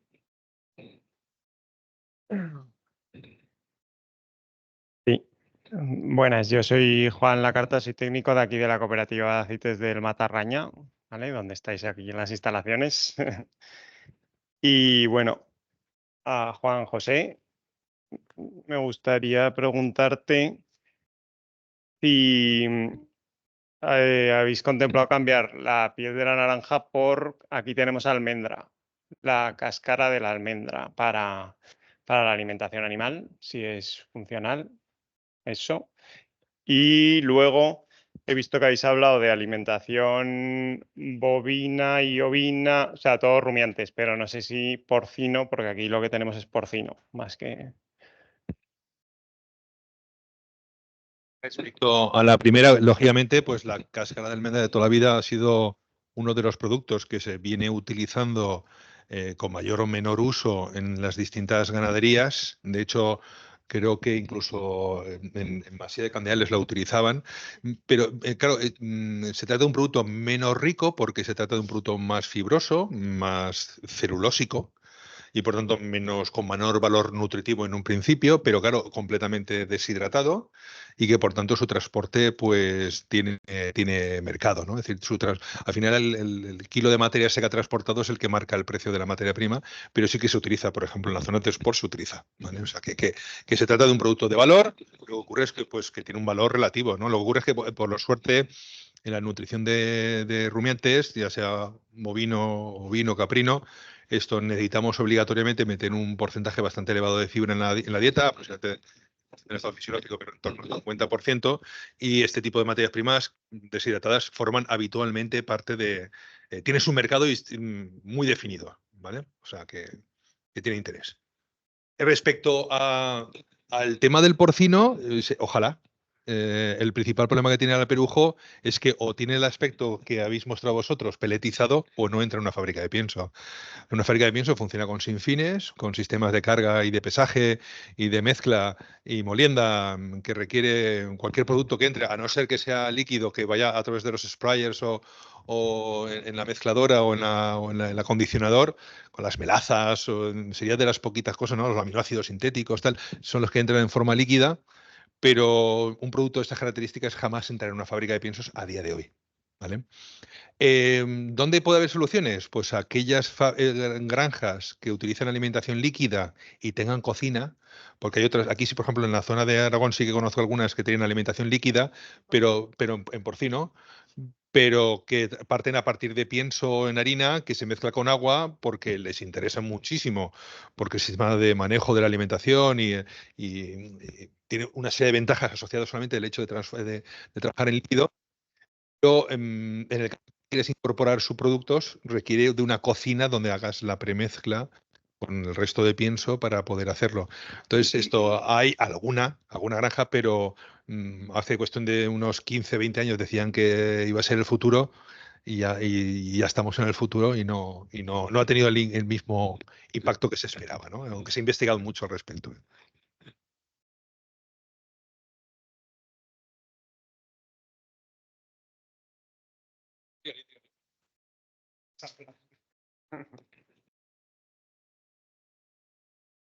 A ver.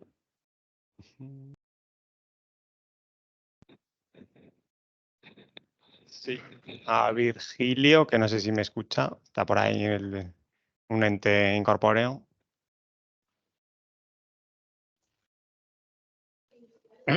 Sí, sí, estoy escuchando. Sí, sí, vale. Buenas, Virgilio. Hola. Nada, he visto, cuando has estado hablando, luego lo has comentado tú también, José.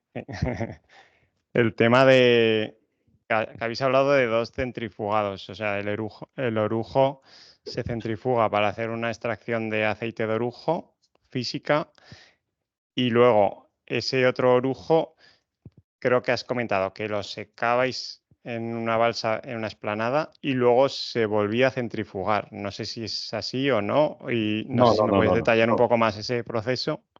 No.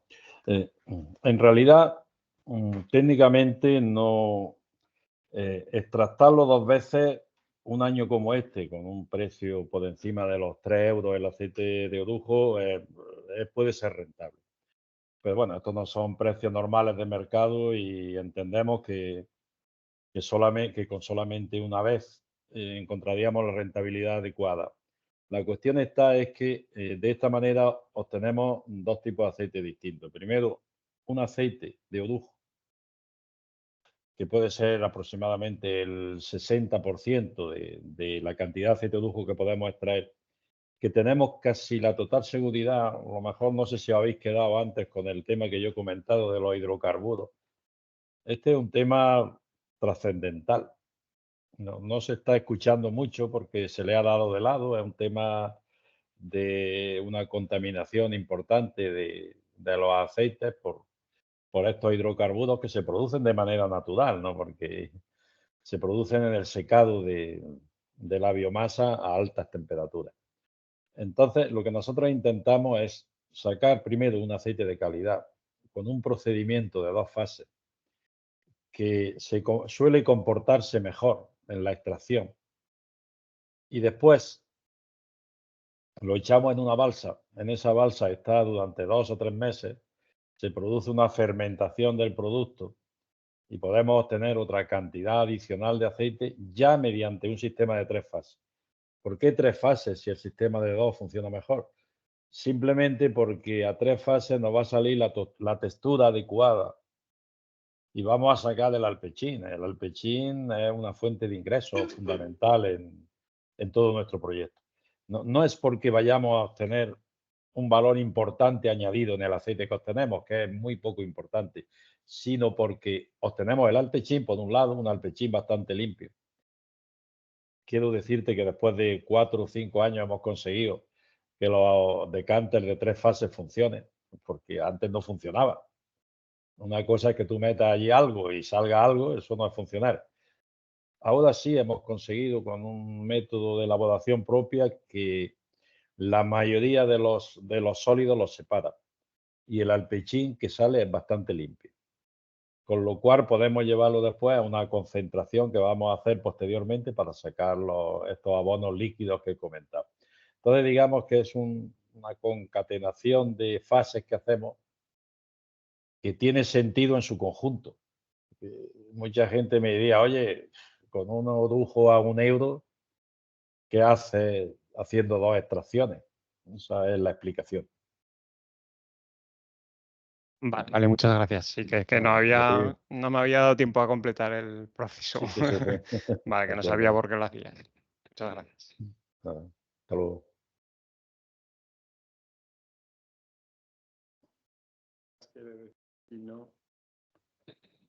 Acabo yo con una otra pregunta. A ver, ¿qué tengo por aquí? Sí, a José. No sé, más o menos de cuánto se está hablando a nivel de inversión, el precio por kilovatio de energía generada y cuáles son las tasas de amortización que tiene el proceso y demás.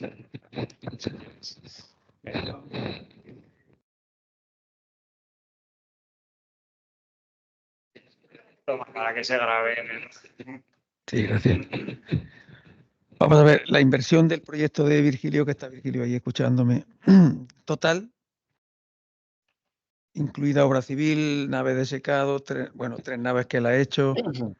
La tecnología de gasificación, lo que es la inversión en la gasificación aproximadamente, incluidos los motores, puede estar en 1,5 millones de euros para esa potencia.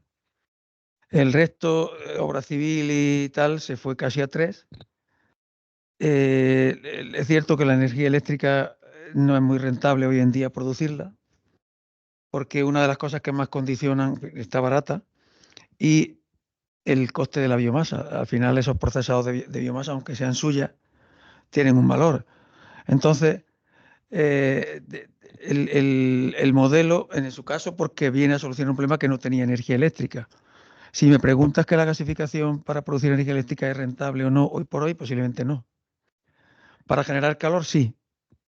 Para generar calor, sí. Para un proceso industrial que necesita agua caliente sobrecalentado a vapor, seguro, porque estás compitiendo con el precio del gas. Pero para generar energía eléctrica, como las cogeneraciones, a nada que la biomasa tenga un coste mediano o elevado, ya no te salen los números. Pero en su caso era un proyecto de economía circular porque él no tenía energía eléctrica allí. Entonces, la solución era darle energía eléctrica con su biomasa. Entonces, por encima de los números, que son muy importantes, y sino que lo comenté el que lo ha sufrido en su carne, está una alternativa para valorizar un recurso, dándole alguna solución. Pero repito, generar energía eléctrica mediante gasificación con biomasa hoy por hoy no es competitivo. Térmica, sí.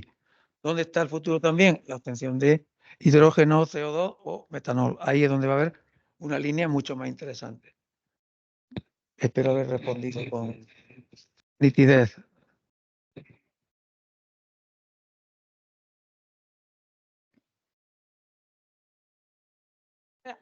Me voy. Por el tema de, lo habéis tocado, pero lo habéis hablado muy por encima, el tema del compostaje, porque es peor económicamente o porque es que ahora mismo, bueno, pues hay muchos cultivos que se han metido a ecológico y tal, y va a haber una escasez de estiércoles secos y de historias, y me parece también una opción interesante. No sé.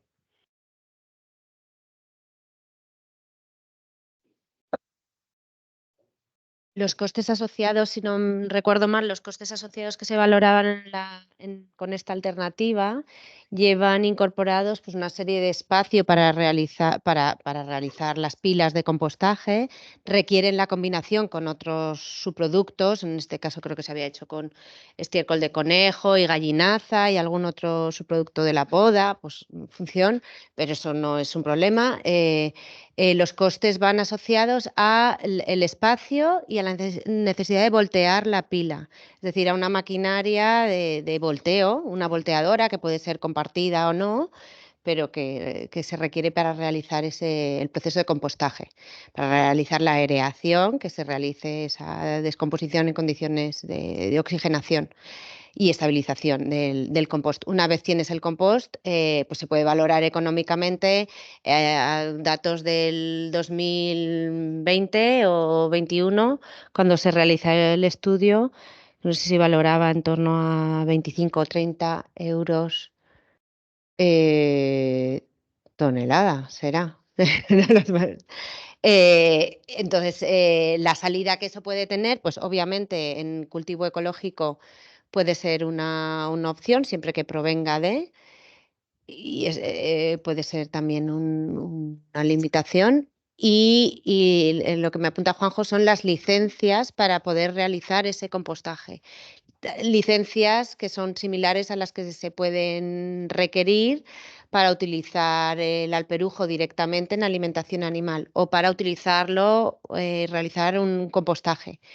En los casos que conocemos, el grupo de Miguel Hernández, en la Universidad de Miguel Hernández, que han hecho pruebas piloto en las que participaron en el proyecto de agrocompostaje, que tiene una larga trayectoria en utilización de diferentes subproductos agroindustriales en el compostaje,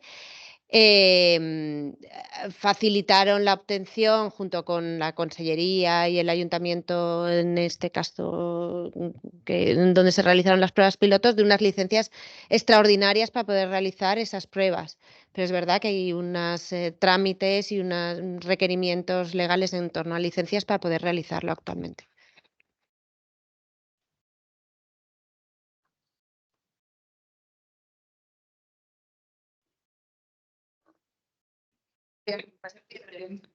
Que está grabada. Trajimos una iniciativa de Lleida, de Alcarrás, que podéis veros el vídeo si queréis, o si no os lo podremos mandar, que ellos, su producto era realmente el purín y el estiércol de vacuno, porque tienen muchos cebaderos allí, ¿no? Pero bueno, es muy aplicable a lo que están haciendo aquí. Entonces ellos se unieron un montón de ganaderos y han montado una empresa colectiva de compost. Lo que han visto es que al precio que a ellos les sale rentable, el agricultor nacional no está dispuesto a pagarlo. Entonces ellos lo que tienen un producto de un alto valor añadido y lo que hacen es que lo venden a Francia.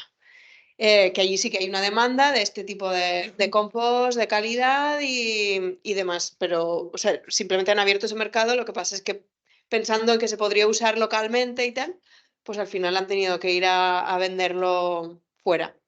Ese es el problema, que no sé si los agricultores ecológicos de aquí lo comprarían a un precio que saliera rentable. No sé, es un melón ahí. Sí. Eso es. Donde se tiene un problema, tiene la solución del compostaje y los ganaderos compran NPKs. Es decir, perdón, sí. Los agricultores de los olivares no compran NPKs. Es decir, casi debería ser una obligación.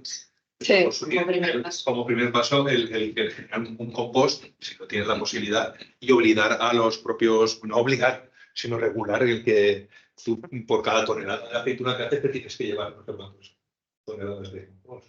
Sí, sí. Claro, yo lo pregunto porque yo soy presidente de una cooperativa muy pequeña. Un año récord ha sido 500 y pico de kilos Entonces, sería un poco circular, ¿no? Con los ganaderos de aquí, Claro. hacer una cosa pequeña para trabajarnos con nosotros y sacar ese abono y esa. Claro, nos vamos a las cifras que se pueden trabajar. Bueno, los millones de kilos es otro tema, pero eso es pequeñito y se puede hacer una historia. Al final eso es ahorro de gastos muchas veces más que un producto comercial, ¿no? Eso. Claro, habría que considerar ese ahorro en ese coste, ¿no? Que estaría dispuesto el agricultor a hacer.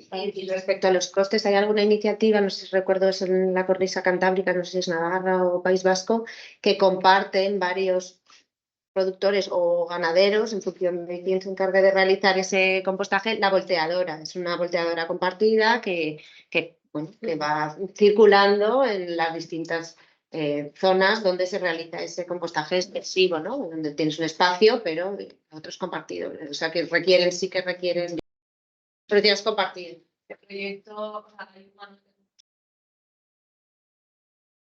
y estaba en realmente. Si quieres, aprovechando ya, te puedes presentar del todo y decirnos de qué almazara vienes, de qué cooperativa. De Castelluque. Mi almazara de muy arriba, entonces ya es poco montaña, es poco terreno y eso ya tenemos el kilo es el año que más. Este año ha habido suerte, ha habido muy mala, pero han salido 200 y pico, pero estamos en 200, 300, 400. Es pequeñito, es la. Y entonces eso, ahora pues yo creo que es el 50% de producción que está en proceso de ecológica, irá más porque la gente joven, la que está cogiendo lo que la gente que se cuida. No, es que no nos da, porque a la una dan las comidas. Entonces, La panadería queda poca, la poca que queda se autoabastece porque también es por el ecológico, pero también se hace el mismo el fiel, todo. Pero también algo así con el tema de los rusos, pues también, claro, que activo.